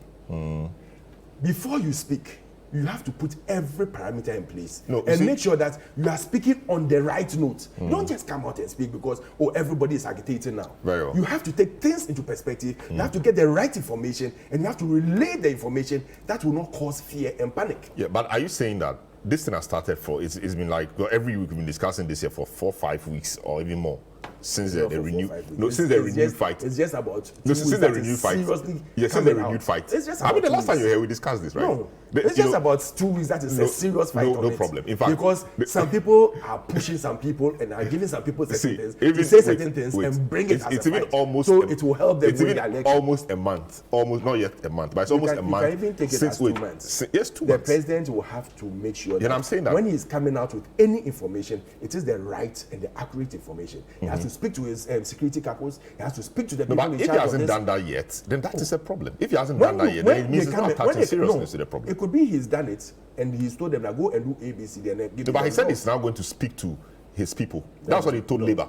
That he wants to meet with his ad hoc committee. Yes, because he's giving them some tasks. But how do you call them when you've not spoken to your people? You've given some tasks to be done. The moment these things come out, you give them tasks to go and go do. You have to speak back to them and get your information before you come back. But Alfred, because if, like, for example, this place, Alfred, you have managed a bank before, all right? You have managed a bank before. If I'm an external person, I have some demands of your bank, and you call me for a meeting, but you have an internal committee in the bank working. Won't you engage with the internal committee, have some information before you meet me, the external person? I will first of all engage with my internal committee and tell them that do A, B, C, D. Yes, and they are doing it. You've told them a month ago to do that. And they are doing it. And bring me feedback. And you've called me tomorrow. I'm coming. And give me feedback by A, B, C, D time. Now, if you feel that the person who is there is still agitated, you need to call him to the table and tell him that, listen, give me some time to bring you this ABC information and do ABCD. And that is why. So he didn't have to engage the committee before meeting Labour. He's engaged the committee already. Yeah, but he said they should give him time to speak to the committee. He's engaged the committee and gave them the TOR. And that was about a month ago, yes, over a month but ago. They are working. You don't engage someone and say that within 2 days, bring me this. Fine. So after engaging them, you now meet these people who are agitated and say that, listen, give me some time and I'll give me up to this time. I'll do ABCD for you. One of the things you stated, which is very easy, is the airline, the withdrawal of the airline, which could be done. I would be very happy that should be done. But they say Parliament is not sitting. They say Parliament is not sitting. It doesn't matter. That's the president's prerogative. Because some people are wondering that why will you use the fact that Parliament is not sitting as an excuse when we know that we can call Parliament to come and do an emergency? I said it's the president's prerogative. He can decide that, okay, let me do it, and it will be ratified by Parliament. But what do you say to people? What do you say to people who think that the president or government may be buying time? 8 weeks to election, may be buying time. We are not buying time. So that the elections will also, come. we will not sit down at the whims and caprices of someone who wants to be president at all costs, whether he's failed or not, to become president, to use people and buy people and turn people against a government that is working and working so hard.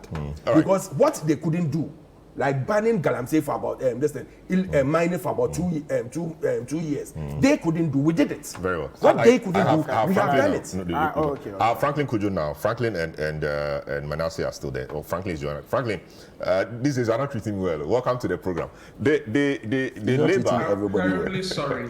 Not treating everybody well. Don't worry. I'll read this. So you have the same complaint from Alfred. Alfred says you are not treating well. I don't know what the issues are, but that's fine. So, I mean, we've seen organized labor trying to bite, called into a meeting by the president. Now, it does appear, I don't know if they are pussyfooting or not, but they say they want to meet their members on Monday. We know that there were some of them who thought that the meeting with the president was not important, and so they shouldn't go. Others said, no, let's go and listen to what he will say. I mean, Ghana, we are traditional and customary people, so if an adult calls you, you have to go. So they went. President says he needs more time. Do you think, one, that the president needs more time? Number two, Kejimfo has said that let's wait for the election to come. After the election, we will join hands with the NDC and fight, no matter who wins. But for now, the timing of the fight and what Labour is doing is questionable. It's a big election. Do you think that the timing is problematic, and what can be done about that? Well, good morning to your viewers and listeners. Alfred, good to see you. Great to see you too. Guys, look. Let's see you in person. We will, don't worry.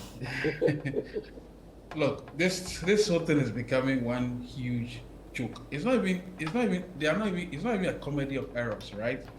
To think that errors are being committed and so you are going around in circle. This is just organized state-sponsored misbehavior. Seriously, I mean, to think that the president is asking for time when after 7 years and 9 months he had put his presidency on the line, it certainly means the president has no clue again.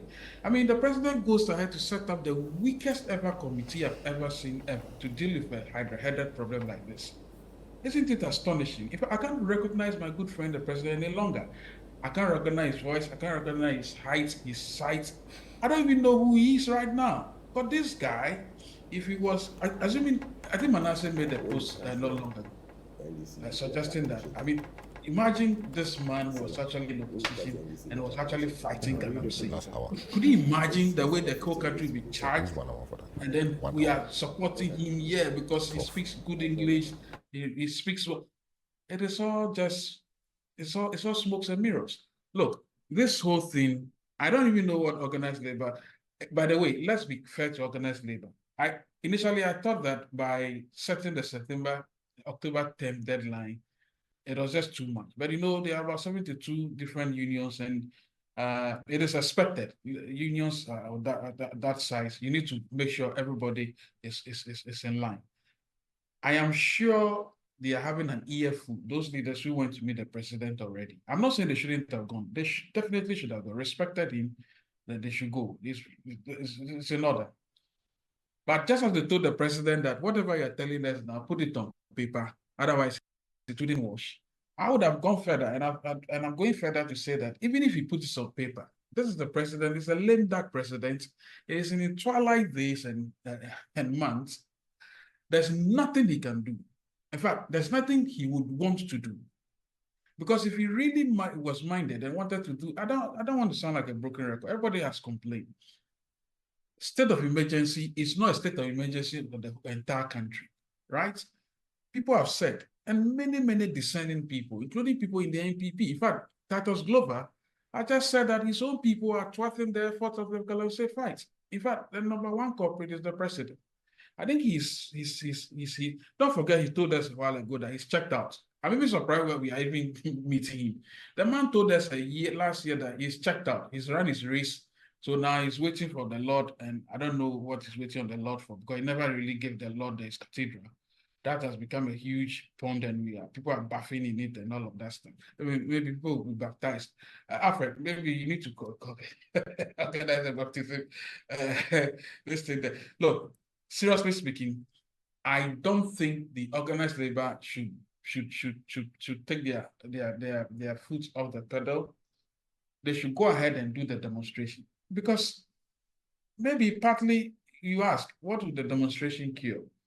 A demonstration of that size actually speaks volumes. Even the little ones that have been done have garnered international attention. And I was surprised that my good friend, the National Security Minister, and Dominic, what's the guy's name? Intifu, is it Intifu? Nitiwu.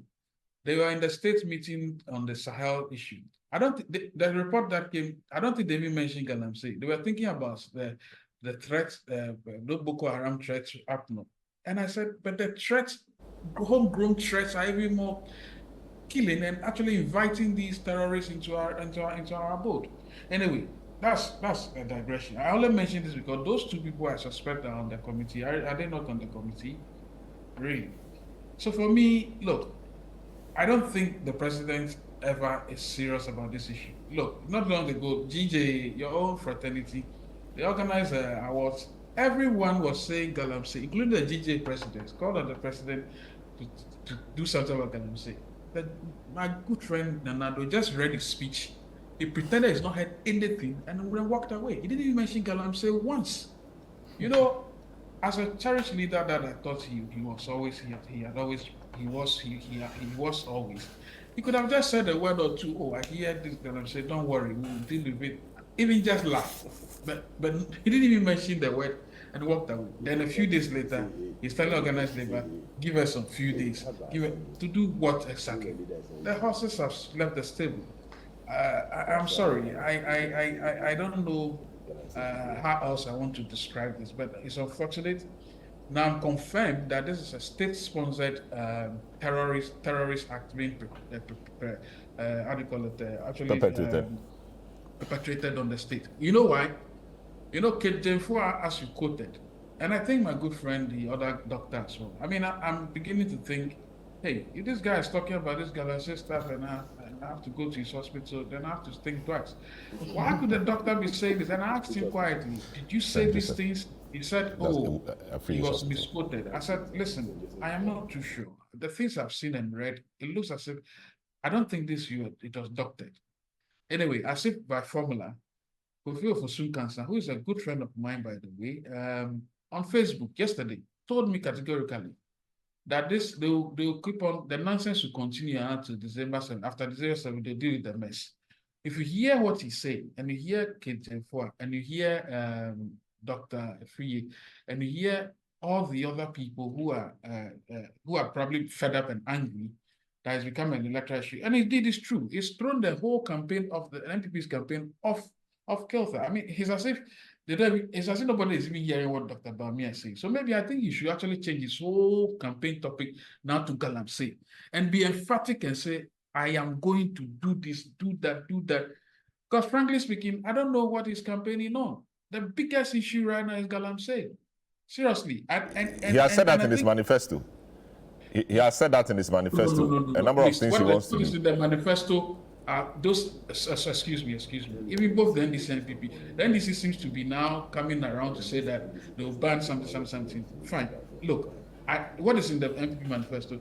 By the way, we are analyzing the manifesto. Will come out on October 30th. Not the NPP, all the manifestos, and then we'll analyze everything. By the way, I've seen every manifesto promise the team has worked on. I've read it back and forth. The promise of the NPP to do the Galamsey is this whole thing about making sure they sort of formalize it. No. What we are dealing with existential threat. Right now, all the water bodies are polluted. Over 60-70% of our rivers are polluted. What would you do? Don't tell me we should wait until you are president. I don't think so. So, look, I think Dr. Bawumia's campaign should change entirely and be focusing on Galamsey. Everywhere it goes, talk about Galamsey. The people start beginning to believe that you can actually do something about it. But as I speak right now, the president is derailing your campaign. He's actually derailed your entire campaign, rendered the whole campaign useless, and he's not acting. The more he doesn't act, the more your campaign suffers. In fact, I've been looking at some interesting statistics. It's amazing. If you look at the polls on social media, and people take social media for granted. There are close to 7 million voters on social media. I'm looking at the polls and I'm looking at them and I'm asking myself, that Bawumia team, digitalization, do they have a center actually looking at these things? But these things feeds into the mainstream. Yes, everybody is talking about Galamsey. Not even into me, who is going around lying to people that Ghana card will guarantee you university education, 8,000 cedis a month. His messages are even being dropped. And by the way, another thing, isn't it interesting? A party like this, let me speak to the NPP directly. Alfred, look, listen, you're not the only person being an NPP person. As an ideological person, maybe I'm center right of thinking. So if I were to be voting, naturally, I would have been voting for NPP. Never mind. I don't know the last time I actually voted. Now I'm going to look for my card. I am going to vote this year. And I'll vote well. And vote. Your vote is your secret, though. But go ahead. I know. But that's what I'm saying. Like So I said, vote NPP. and I'm speaking to the NPP. This NPP party needs to wake up immediately. The doing of,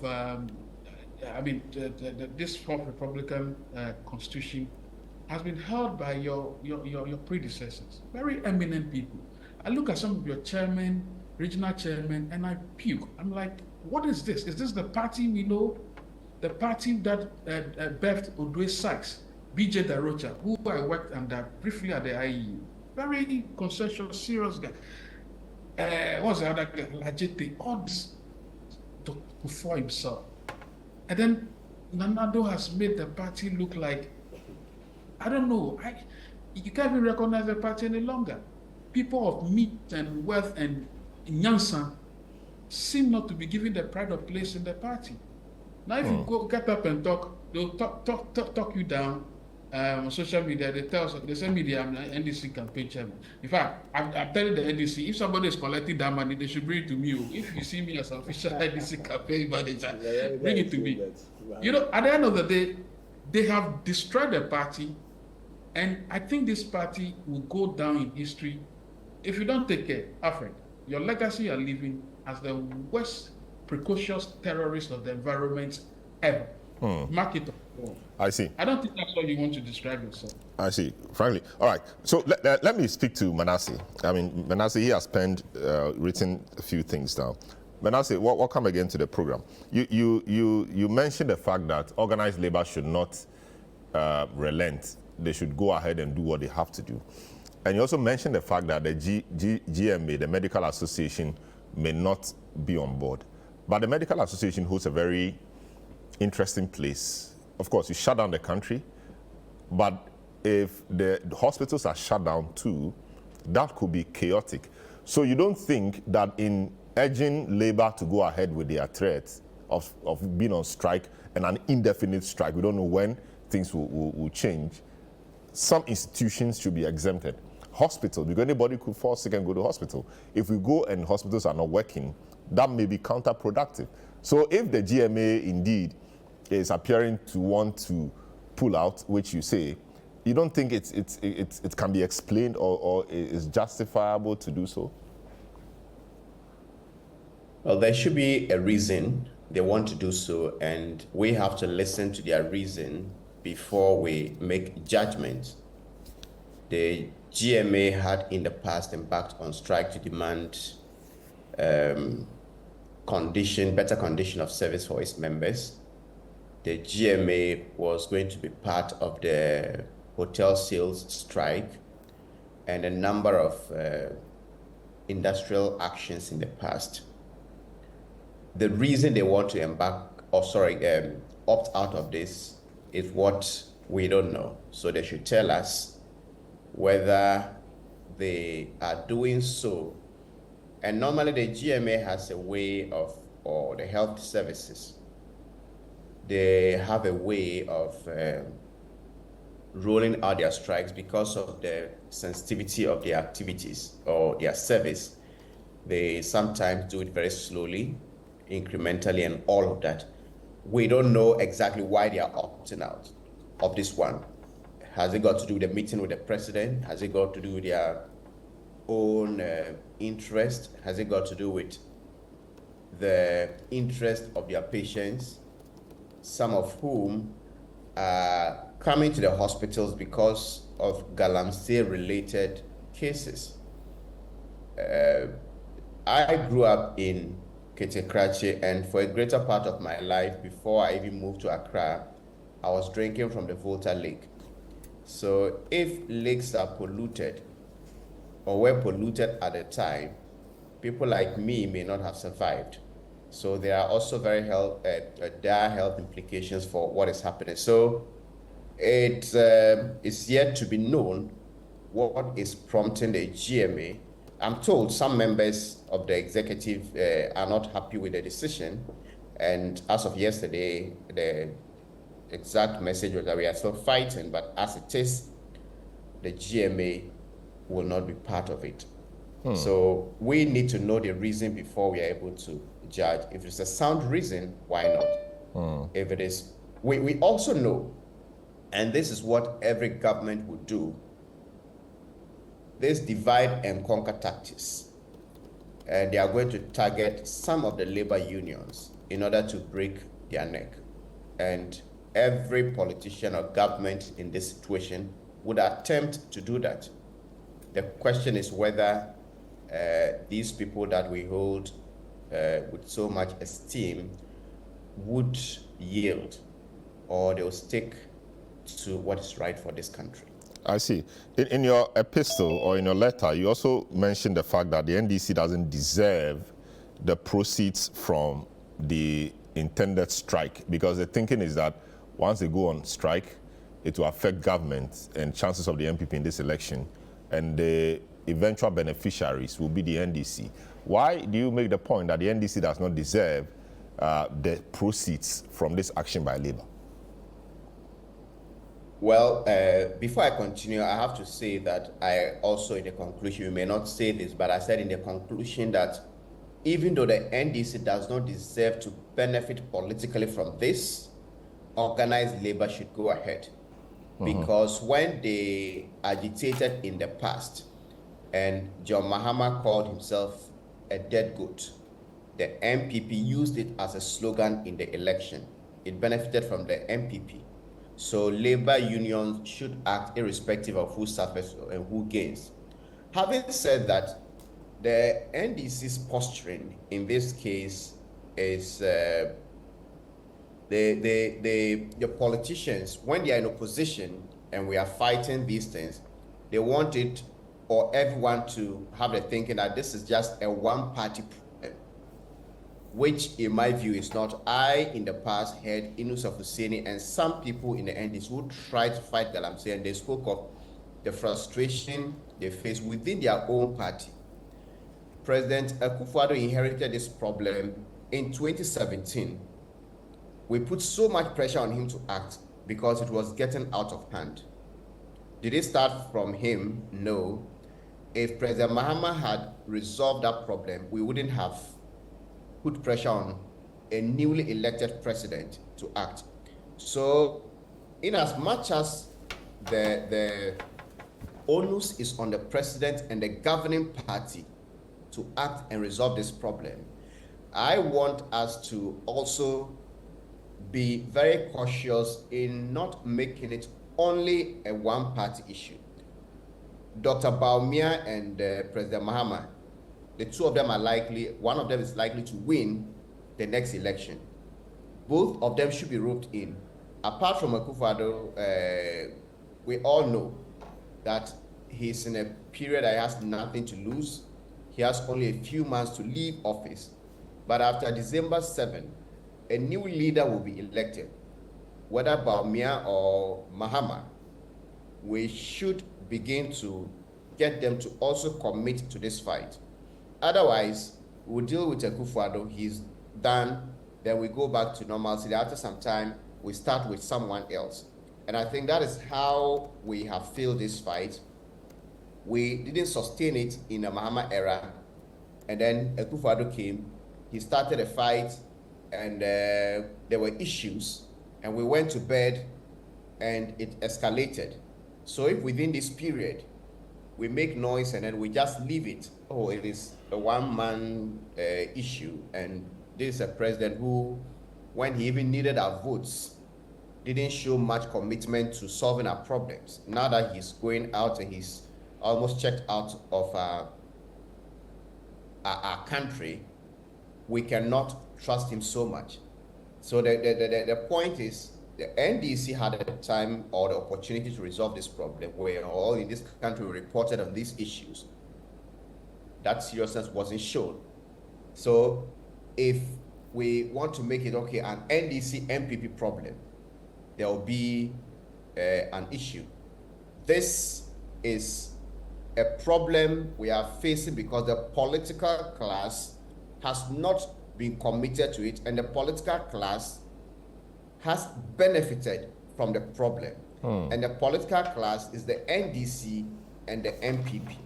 And when we are fighting this problem, I want the labor unions to stay on course.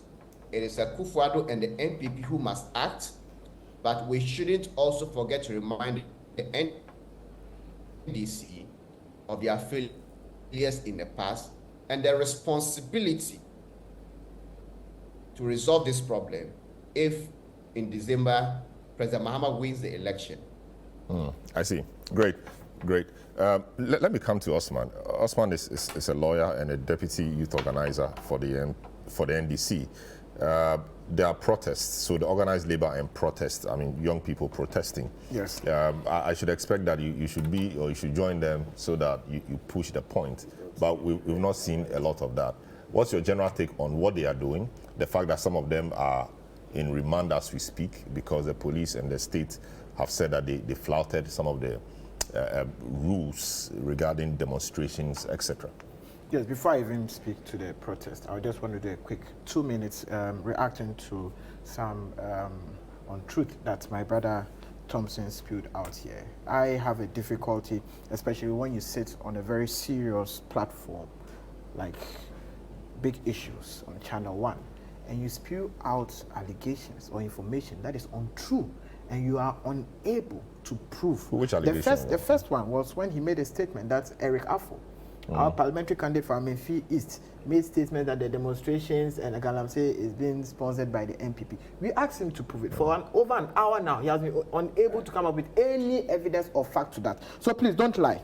Please, I'm very serious about that. So when you come here and you want to speak to issues, speak to issues. But do not lie. And when you are asked to prove, you are unable to prove. He said the next thing, but he has not provided over an hour now. He has not provided it. So that should be put. So that is not true. But you are given over an hour now. You've been on your phone for over an hour. You've been unable to prove. Okay, I can give you my time. Prove it. I can give you my entire time to prove it. You do not have facts. So please, when you sit on air, do not lie. The next thing he said again was that Boahen is engaged in illegal mining and has license engaged. That is another lie. What do you say about Boahen? What do you say about license? And I'm telling you, is it illegal? But he has no license. Prove it. Do you have it? The man is not even a miner. He's not engaged in any mining. He doesn't have any license. So when you sit here, prove it. If prove it, you don't have any evidence to that effect. So please, my problem is that when you sit on air, no, but I'm telling you that, Salam, I can give you my entire time for him to prove it. He can go on his phone and look for the evidence. If you do not have evidence to what you are saying, then please keep quiet. Do not lie on air. Now, the next thing I want to say is that it is actually their candidate for Amenfi East who said that beat up soldiers attempting to stop you from mining. Amenfi East NPPPC to illegal miners. It is rather their parliamentary candidate who's rather inciting citizens to go and fight soldiers. You are not talking about that. Yet you want to sit here and lie to about an innocent man who has said nothing. That I must put in its proper perspective. I'm done with my brother Thompson. Now, the next issue has to do with the demonstrators and how they have been handled. Salom, we live in a country where the president has touted so much as being an advocate of human rights and how he feels that the rights of individuals and citizens should be protected. And we have been the midwives of this current democratic exercise, this fourth democratic exercise. And we have believed that the rights of citizens need to be protected. The same Nana Addo Dankwa Akufo-Addo, we've all known, shot to stardom with all these same protests, Kumipreku demonstration, all sorts of demonstrations. And that's what's actually earned him as being an advocate for human rights. I have a problem of young people who come out to demonstrate, to protest against a canker or against actions of a president that is actually encouraging galamsey and destroying our water bodies. We have very young people who have sought police protection, young people who have informed the police that we are embarking on a very harmless demonstration. The police goes about to pick them after a few exchanges. And to the extent that even some innocent people who were not even part of the protest were also picked. Some people who were actually around 37 who said they just were crossing the streets to buy medicine, who were coming out of the hospital, were also picked just by the fact that they found themselves at the wrong place at the wrong time.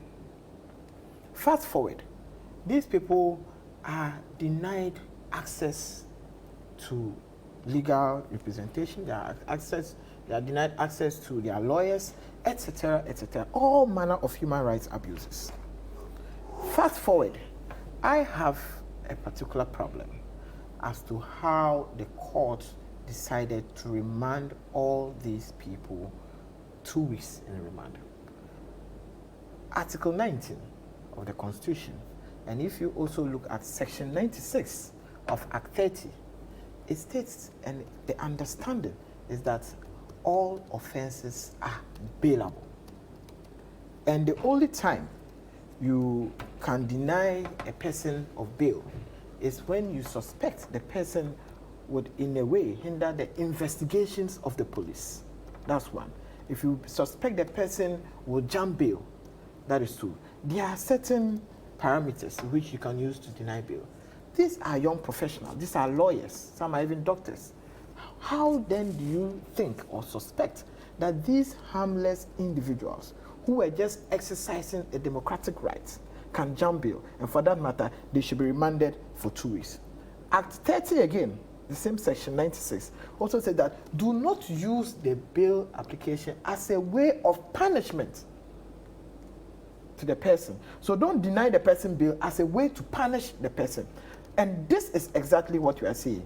And this is not the first time. The police would just arrest you, put together some charges, take you to the court, try to make sure that you are denied bail, you are put on remand for 2 weeks. After that, the police are not even interested. They discontinue most of the cases. This is not the first time. There are many cases that the police just use bail as a form or way of punishment.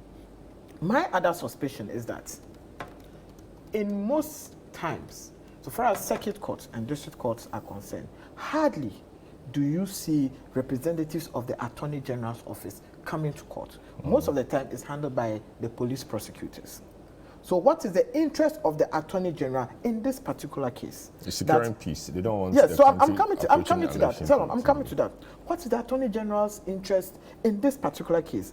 That the Attorney General of Ghana decides to send representatives on such misdemeanors. Most often, it's the police prosecutors that handle these petty charges.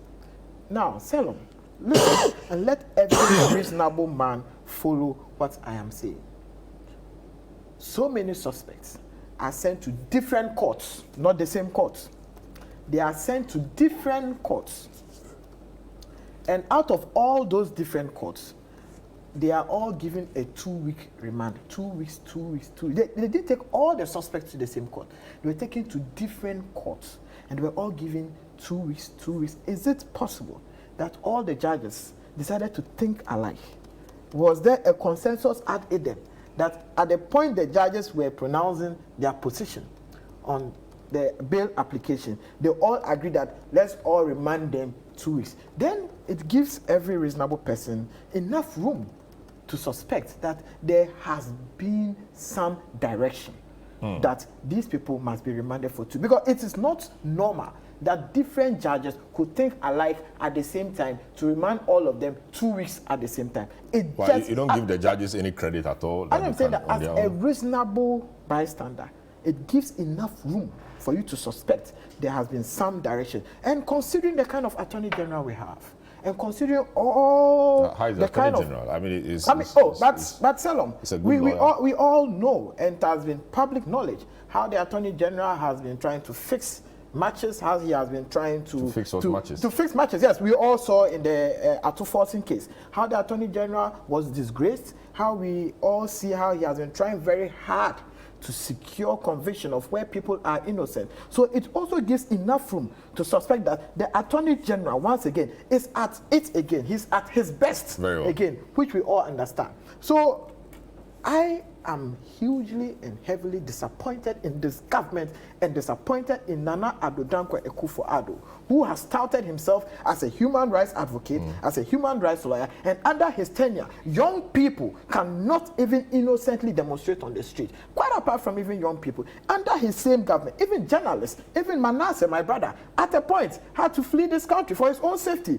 Journalists who even tried to throw lights on darkness have to flee for their own safety. Even City TV, City FM journalists at a point have been chased out. So please, unbeaten. Sorry, have been beaten. Yes. Party office. No, has been beaten. No, but no, party office. There's a difference between you meeting some chaos or some misunderstanding. We didn't chase you out because you're trying to throw light on corruption. No, there was a scuffle amongst party members, and unfortunately, you were caught in the line of fire. Those are two different things. If you were trying to throw light on corruption within NDC and we chase you out, then we can have a conversation. But under the NPP, any journalist who tries to throw light on corruption, you are either chased out, or we don't see you again, or at the end of the day, we may end up attending your funeral, or you actually be beaten. I don't know about funeral. I don't know about not seeing people again. Well, right? let's see. But I don't know about that. So your final word on this. Thank you very much.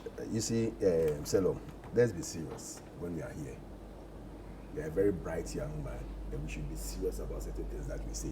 You can't come and sit here and just throw things away and say that, oh, because he said it, he has to come and prove it. I've given him my time, come and prove it and everything. That type of politics is over. That type of politics is over. And let's be serious about it. Why would I come and sit on air and lie? When I've been seen something, why would I come and sit and lie? When my people are telling me from that place that this is what your candidate is saying over there, and we know your modus operandi. You think because you are NDC deputy youth organizer or whatever it is, so I should every time when I come now I should bring papers and come and show you that, oh, this is the registration sheet of this thing. Come on. Let's be serious. He himself cannot deny that he had his EV license renewed in 2020. I am denying on his behalf that he doesn't please, when you're speaking, I was quiet. I don't need to prove anything to you. If you don't, I don't need to prove anything to you. No, wait. Don't say what you cannot prove. His sources tell him that. So we will. You can go and check. I should not go and check. So you allege and I should not go and prove. So Alfred, the one who alleges must prove. So of course, I understand that you may not have the proof yet. I'm telling you, you may not have the proof yet. But later, then don't say if you don't have the proof. You cannot tell me anything. If you have the proof, then don't say. You don't have any right to tell me what to say. I can also say that.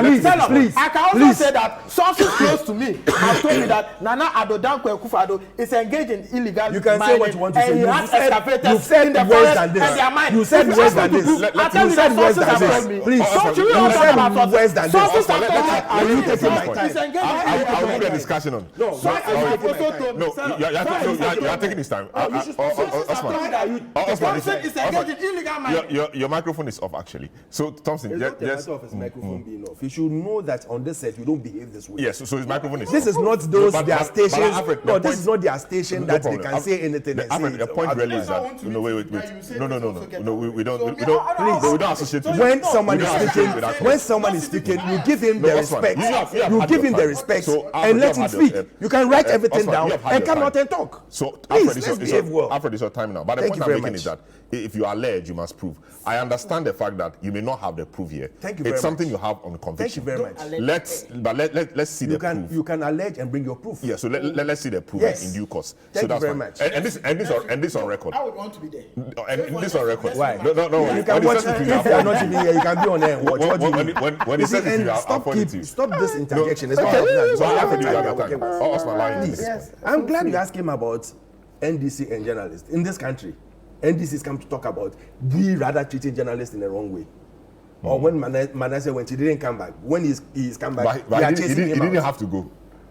If someone wants to go, that he says at this moment I'm not okay. I can sit here and say that financially I'm not stable, so I'm going out of the country for 1 year. Or maybe I can even sit here and say that when I'm driving to my house, I see some NDC cars following me, so I'm not safe. I want to move out because I don't want any security. Anything could happen. It could be either from this thing. These are people who can even put journalists in the track of a sand track and let them carry and walk this thing, drive away. Whilst we have buses, you can put them in a track and do what? And let them go and take pictures of what their 6 March and other things they are doing. Okay, so they put them in a track. The back of a track. Like a sand winning track. We saw it. Yes. They were climbing ladders. It tells you that they don't treat people with respect. These are the people. And you come and sit here and you are rather come to condemn someone. Please, let's be serious. Great. Okay. You see, we have stated, and I said it here. I thought when he was coming to finish, he would have told you that, oh, this is what Mahama has come out to state clearly, that he is going to stop and he doesn't believe in Galamsey or anything. Like what is going around even now about LGBTQ. Dr. Bawumia has come out clearly on several platforms to categorically state that he doesn't believe in it. Under his government, it will never happen, and he is going to fight it because it's not a moral thing in this country, and in our religion, it's not acceptable. You've never heard Mama say that. Under this thing, Galamsey. No, Mama said that. Oh, he hasn't said. No, Mama said that. He hasn't heard. Let him bring it up. Or He play it for hasn't me. heard, so don't worry. Please, when people are fumbling and saying certain things, oh, and when I come, I'll see how I can put it in a better way and will not accept. Stop that. Let him come out categorically, as Dr. Bawumia is doing in the same state. Let him come out today.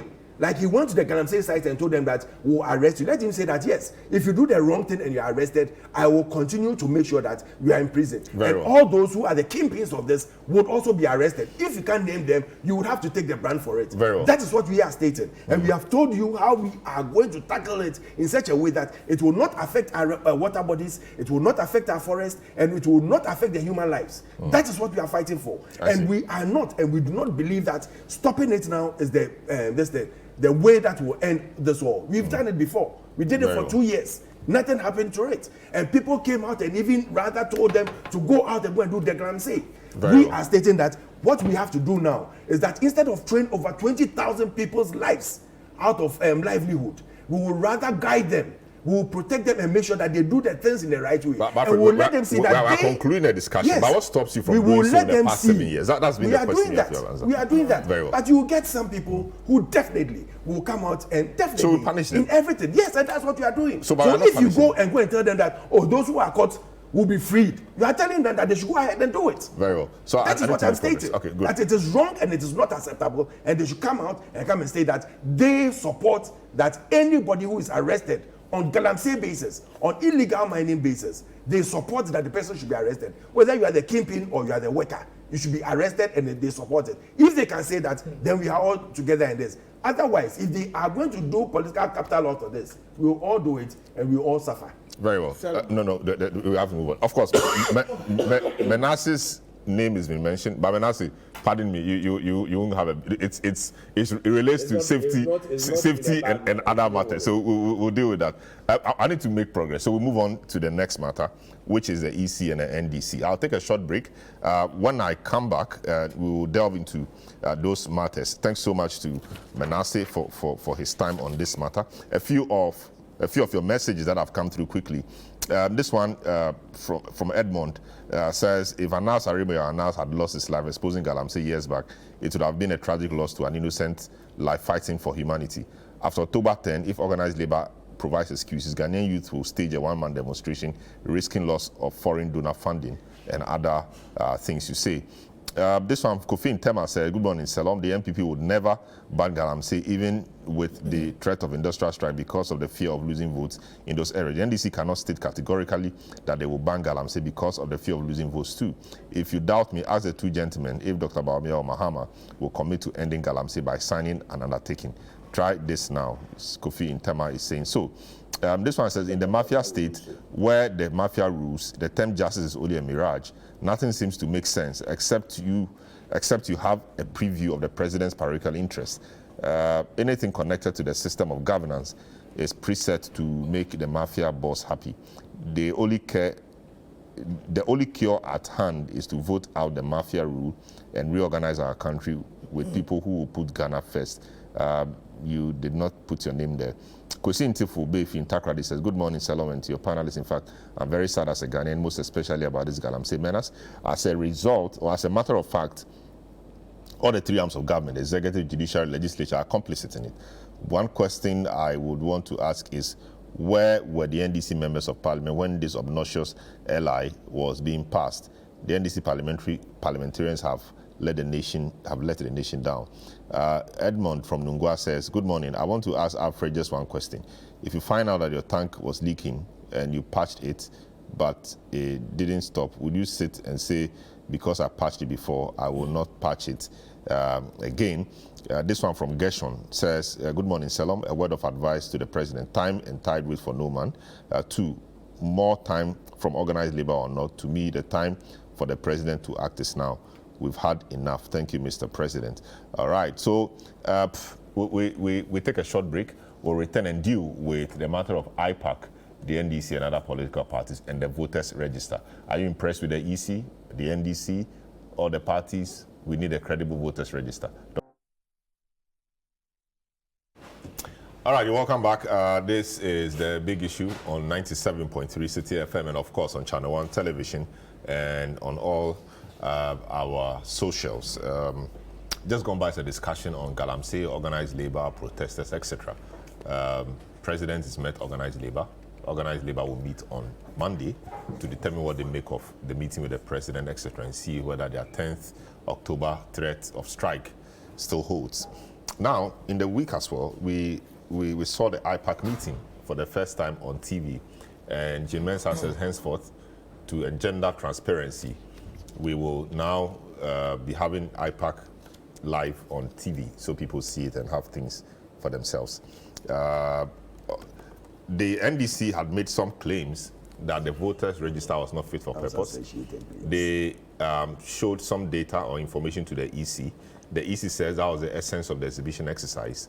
The NDC insisted on forensic audits and also insisted that the IPAC meeting be telecast live so people would see it for themselves. That was done. At the meeting, many have said, and indeed the NDC did not provide the information that many were expecting. The EC insisted that their processes are transparent and that, as a matter of fact, the things that have been brought out from the exhibition have been corrected and that they will exhibit the voters register online for parties to see. The NDC wants it to be done offline as well. The NDC's Deputy Director of Elections and IT, Dr. Rashid Tanko Computer, is joining us briefly to help us appreciate the position of the party. Hello, Mr. Tanko. Good morning. Dr. Tanko, good morning. Welcome to the big issue. So the IPAC meeting happened. We saw and heard the allegations you had made before and all that you said about some transfers, illegal transfers, etc.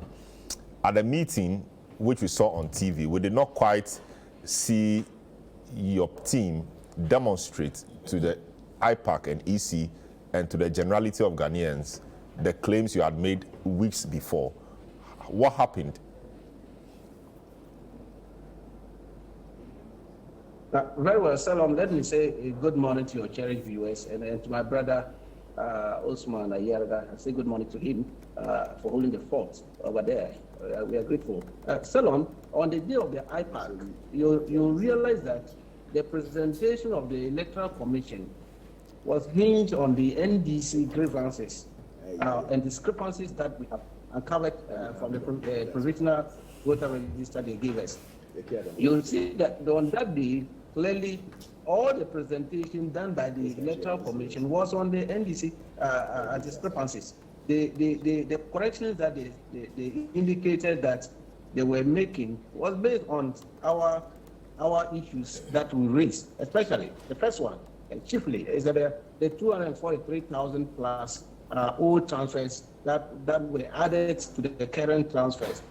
If we hadn't identified it, the EC wouldn't have removed them. They didn't identify. They didn't know anything about it until we raised the issue about it. And you saw it at the IPAC meeting. They admitted to it and indicated that yes, clearly that was an error, and they have taken time to correct that. And they brought in a new transfer batch of 333,000. You saw it. So clearly, the NDC was vindicated with that aspect, that one leg. Another leg was on the corrupted files. We've been raising issue about corrupted files, that the files were corrupted. They gave us about almost 1,000 plus files which are corrupted. And you remember they accepted that. They say, yes, there were problems with some of their files in transporting it from the constituencies or the regions to their main database. And because of that, some of the data, they still cannot trace it. And that led to them now going to even issue a register known as a missing voters register for the first time. And they indicated about 1,551 of such voters. This was the NDC evidence that they used. Without it, these people wouldn't have. They didn't know about it. We had to prompt them about it in our meeting with them on the 6th of September. And then also, they also talked about the vulnerability of their IT system. You remember the illegal transfers, the issue of the Pusiga, where we indicated that there were illegal transfers that occasion in the provisional voter register. Initially, they were trying to run away until they admitted in the IPAC meeting. They did admit that yes, there were illegal transfers that was carried out by their officers using this login credentials that belongs to others to do that kind of thing. And clearly, their IT consultant, Dr. Foley, admitted to that and said because of that, the harm has already been done. And we demonstrated, they admitted it during the IPAC meeting, and they said because of that, they have even sacked the officer involved. But we believe that now that they've agreed that their IT system is vulnerable and that anybody can use the login credentials of others to get into the system, that was the NDC issues. We brought it to bear. So clearly, if somebody sits and says the NDC didn't bring anything, I don't know where the Electoral Commission got all this in. Is it from the Electoral Commission themselves that came out with all these discrepancies? No, clearly no. If you even look at the four thematic area, the Electoral Commission came and said they were trying to correct the register. It has nothing to do with CI 127. CI 127 has to do about transfers, and CI 91 is about exhibition, exercise, and registration and order. CI 127 has nothing to do with CI 91 in terms of structure and then implementation. And so when we are talking of transfers, problems of transfers, illegal transfers, it's from the CI 127. And you'll see that the Electoral Commission has been very, I'll describe them as being confident tricksters in this. They trick everybody to believe that all these corrections can be done under CI 91 because there are mechanisms for correcting order. There's no mechanism like that under CI 127. That is why they were trying to manipulate the register through that window. And also, the NDC, we have been vindicated because the Electoral Commission admitted to all this problem, and because of that, they have abandoned their whole provisional register and now brought in a fresh provisional register. That's what they made us to believe. They are now coming out with a revised provisional PVR, and they are going to give it to us to relook at it and to come with even what we call a template. And so that if we still find problem with the new one they are giving to us, we would use the template and send it back to them. And they also recommended that they should add the offline one too, because we know these are rural folks. Most of them cannot go online to check their name. So all of these things, having admitted by the Electoral Commission, vindicated the NDC that we actually had issues, and we presented issues to them that has arrested their old provisional register, for them to have changed it and now want to come out with a new one for Ghanaians to look at it. Unlike our opponents who thinks that everything was fine, they were clapping for the Electoral Commission. But you are clapping for somebody who says that my register is not clean, my register has a problem, and I'm still working on the register, even going to do another exhibition, and that I'm giving you new opportunity again to really look at my register again. How then do you go there and be clapping for a group like this? If not, people were choreographed to come and sing a song that they didn't even understand the song they were singing. Okay, good. So, in essence, you were satisfied with the conduct of the meeting, the conclusions of the meeting. The NDC generally agrees the conclusion of the IPAC meeting. Is that correct? Well, if you look at our statement that we issued, you know, after the IPAC meeting, we went into a FEC meeting, and we came out with a statement. And clearly, you will see that in the statement, we made reference to their admissions, the admission of the Electoral Commission for all the discrepancies that we earlier indicated and showed to the public, and that even led us to do the demonstration. If they had admitted to all these things and taken steps to do, we wouldn't have gone for that demonstration. The demonstration was made on two things, on the register and the IT system. And they also admitted to their IT system that is vulnerable. It's an open-ended type of IT system that they are running. And so based on that, that is why we say we are giving the benefit of doubt. But saying that we'll accept the new register they are bringing, the new provisional register. We'll take our time and study it. They said they'll be giving it within a week. And we've also taken note of the re-exhibition. Yes, we are satisfied. We said we should go, but they should add the online one. On the issue of the IT system, you see, we have revised a means of, you see, initially, maybe the forensic thing was a difficulty to some people. We said we are expecting a multi-stakeholder and inter-party examination of the IT system of the Electoral Commission. Because if you look at it, they have admitted that their IT system is vulnerable. Login credentials can be used by anybody and get into the system, start manipulating it anyhow. That led to the Pusika episode and other constituencies. So if they have this, we are saying that we are demanding that why not allow multi-stakeholder and inter-party examination of that system so that we can prefer an idea or process that can keep all this, so that your IT system will not go through this kind of problem that you are going through. And they did admit that the vendor that they are using in terms of this, their software and all that, they are in contact talks with them to try to help them resolve some of the problems. Because we're asking them, how did they reverse the Pusiga illegal transfers and other things? And we've already admitted that yes, they have to resort to the vendor to try to see how best they can solve all this. So these are the issues we are looking at critically. Very well. So thanks so much for your time. And I know I understand you're at a training, and all the best in the training whilst we deal with these matters. Okay, so grateful. Your colleague Osman Ayarga is here. I'm sure he will do justice to the rest of the issue. But you brought us information from within the elections and IT directorate of the party. Grateful. Dr. Rashid Tanko, Computer, is the Deputy Director, IT and Elections of the NDC. Now, Franklin, I know you've done some work in the IEA with Jane Mensah, the elections, and analyzing manifestos and everything right now. Transparency is what a lot of you guys call for. The EC appears to be saying that we are transparent, and it's transparency, etc., that will engender trust. So if the NDC says they don't trust the EC, she went ahead to lay out what should engender trust, and key amongst that was transparency. And she even said that broadcasting or telecasting the IPAC meeting live was testament to the fact that they were committed to transparency, and that should engender trust. What do you make of all the things the NDC said about the register and the outcome of this IPAC meeting? Well, I think the meeting more or less achieved it. Should I say NDC achieved its purpose?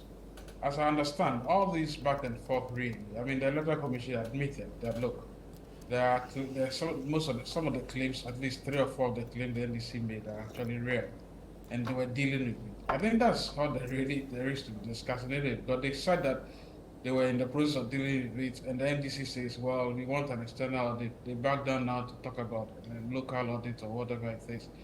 At the end of the day, it's still the level of scrutiny that needs to be taken at an institution like the EC. I don't know why they don't want to be scrutinized. But anyway, now they say they are open for business, so they are transparent. Well, that's their word. I keep telling people that because of my personal experience, I advise you to trust but verify. I mean, that's all there is to say really. Once they admitted that there were errors and they were fixing it, what surprised me though is that I later watched the entire thing, the proceedings. I couldn't watch it live. I found out that some of the other parties, smaller parties, were rather interested in damning the NDC rather than even actually telling us why they think the register was super clean. I was surprised. I was really surprised. It made me think that, I don't know, because they never gave any sensible reasons as to why they are opposing the NDC. Except to say, oh, NDC is this and this. And it was funny. It was a real joke in it. But I think clearly the NDC's claims seems to have been justified in one way or the other. And I think it is set Jane Mensah and their gang to ensure that no doubts are raised any further. I mean, look, running an election is not rocket science. They make it look as if it's some busy work. I mean, there's nothing. It's just the incompetent that is leaving everybody to see that it's as if they can't do their work and they have to give it some special dispensation. I wish them well, really. But for me, please, if you are in the constituency, better shine your eye, wherever you are. Because on election day, this woman can send you a letter at midnight and say you can't vote. You can't do folk. So be careful. I see. These are the ghosts of Sal, and I get that in your speech. But what do you make of the posturing of the NDC? There are people who have argued that the way the NDC is proceeding, there's a risk of damaging the reputation of the EC, raise credibility issues, and so that will not be good going into the election 2024. What would be your take on that? Well, every EC, unfortunately, in this dispensation has had some level of doubt, but this particular EC is I mean, they hold the Guinness World Record for. I mean, they caused these things themselves anyway. Even proud to the NDC's claims. Why haven't we seen so many of those mistakes? You know, shortage of materials here and there, very comical explanations in the media.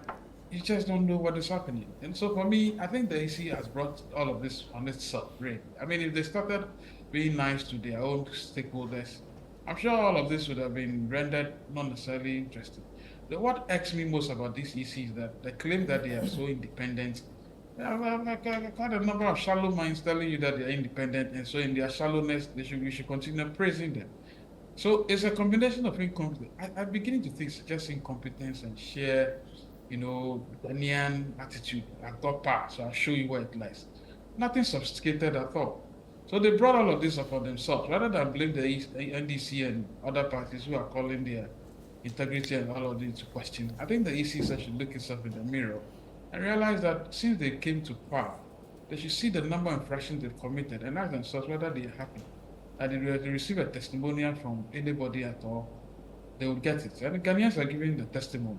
The Afrobarometer results have always shown that they are one of the least trusted institutions as we speak, hovering around 32 or 33%, over a significant 67% or so during Charlotte's time. I mean, so for me, it's a bit, I don't know how to categorize it. I don't think blaming NDC really solves the problem.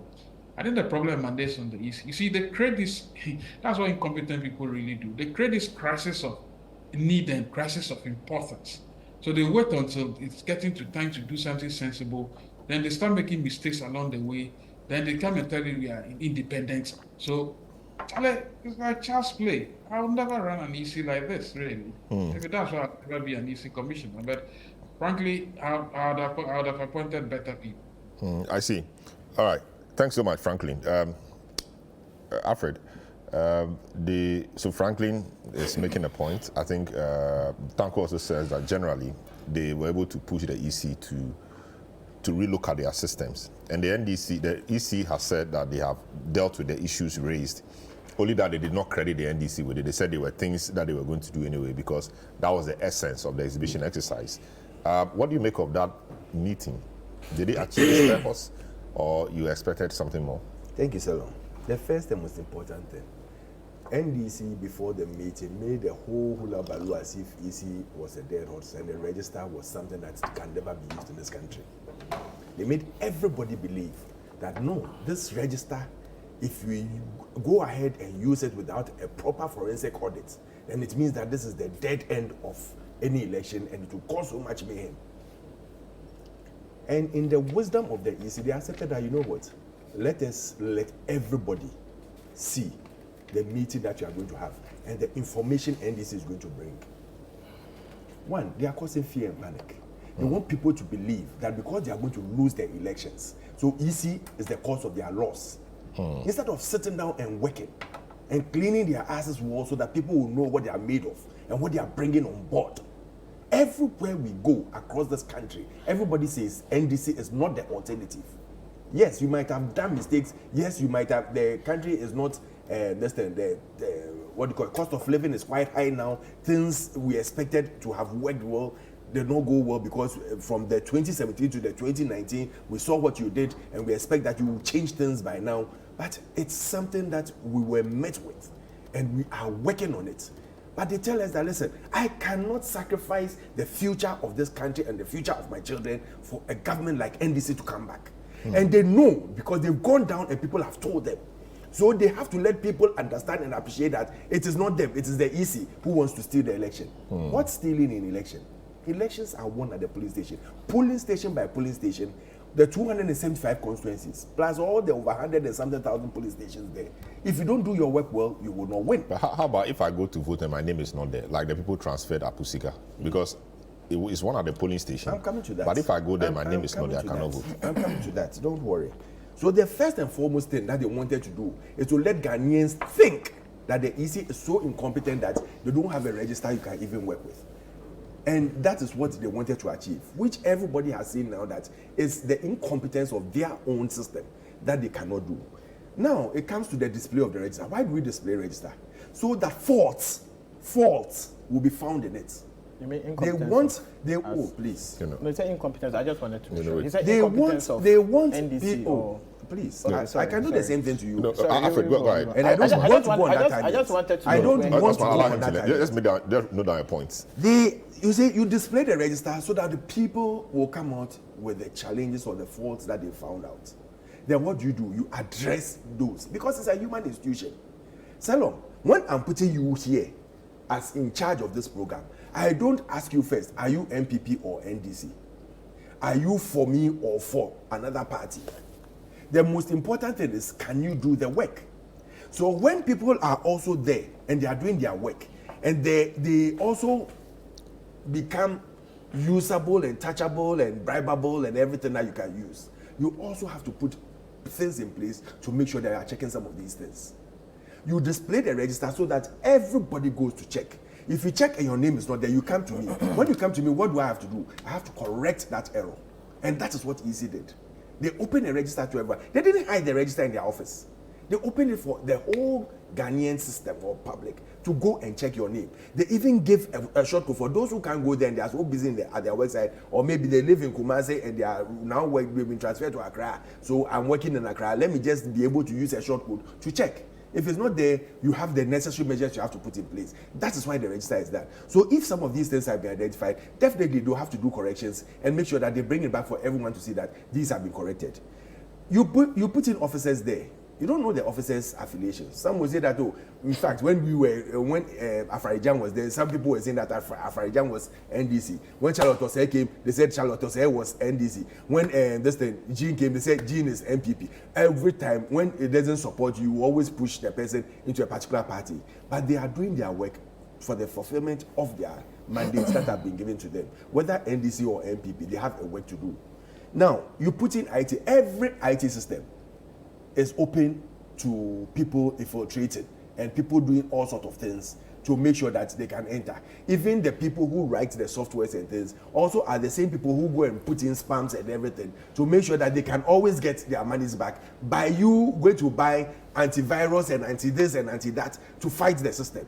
So when you give people their login, and when I was at the bank and I go around and I'm checking and I ask you, which login are you using? Whose login is this? Because sometimes you can give someone a login and they'll go and sit down as an operator, put in all the necessary thing, and go to the boss's office. And the boss, because he's so busy or he wants to do other things, will tell you that, oh, approve whatever you've done. So whatever approval you are doing, whether you are also putting in certain things, the boss might not see.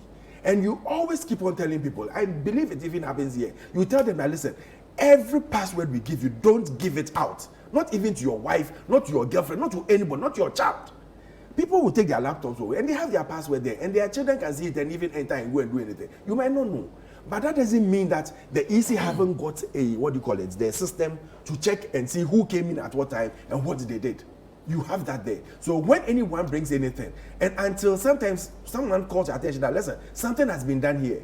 This has gone wrong here. That has gone wrong there. You might think that, oh, the system is okay.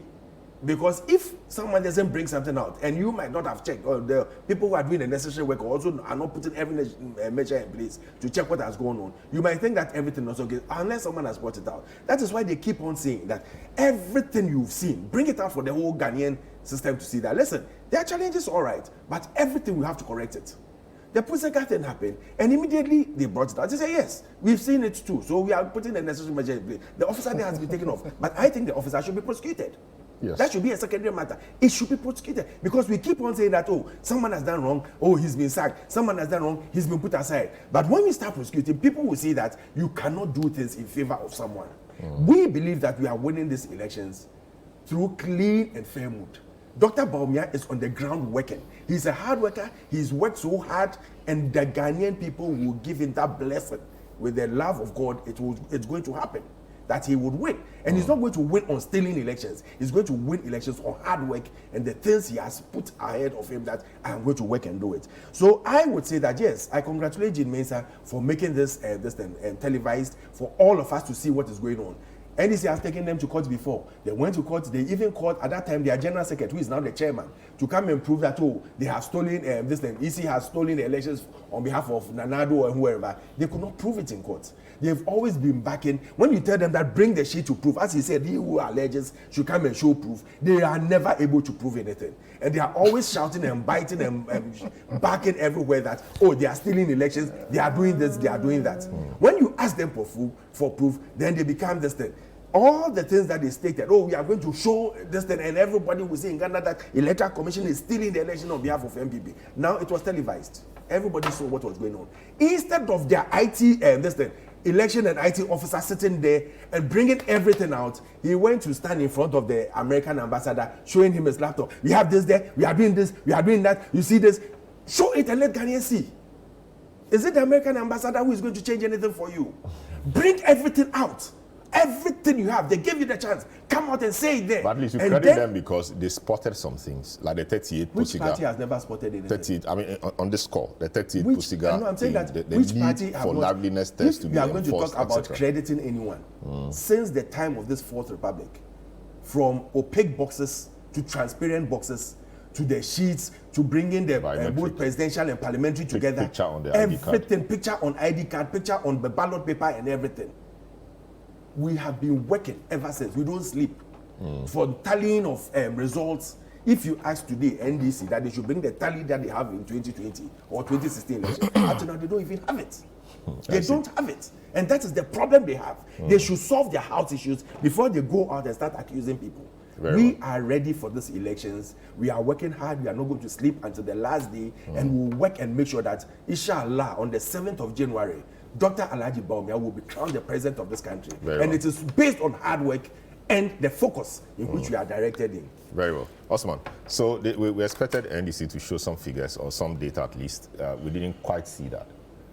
Salom, I've heard the submission of Mr. Thompson, who went round and round and round and said absolutely nothing. He just went on a propaganda. He did make some points. He just went on a propaganda spree, but that is understandable.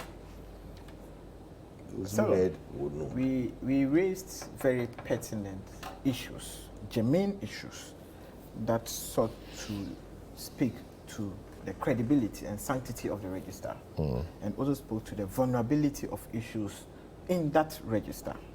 The EC came to do a presentation and admitted to most of the issues we raised, fundamental issues we raised.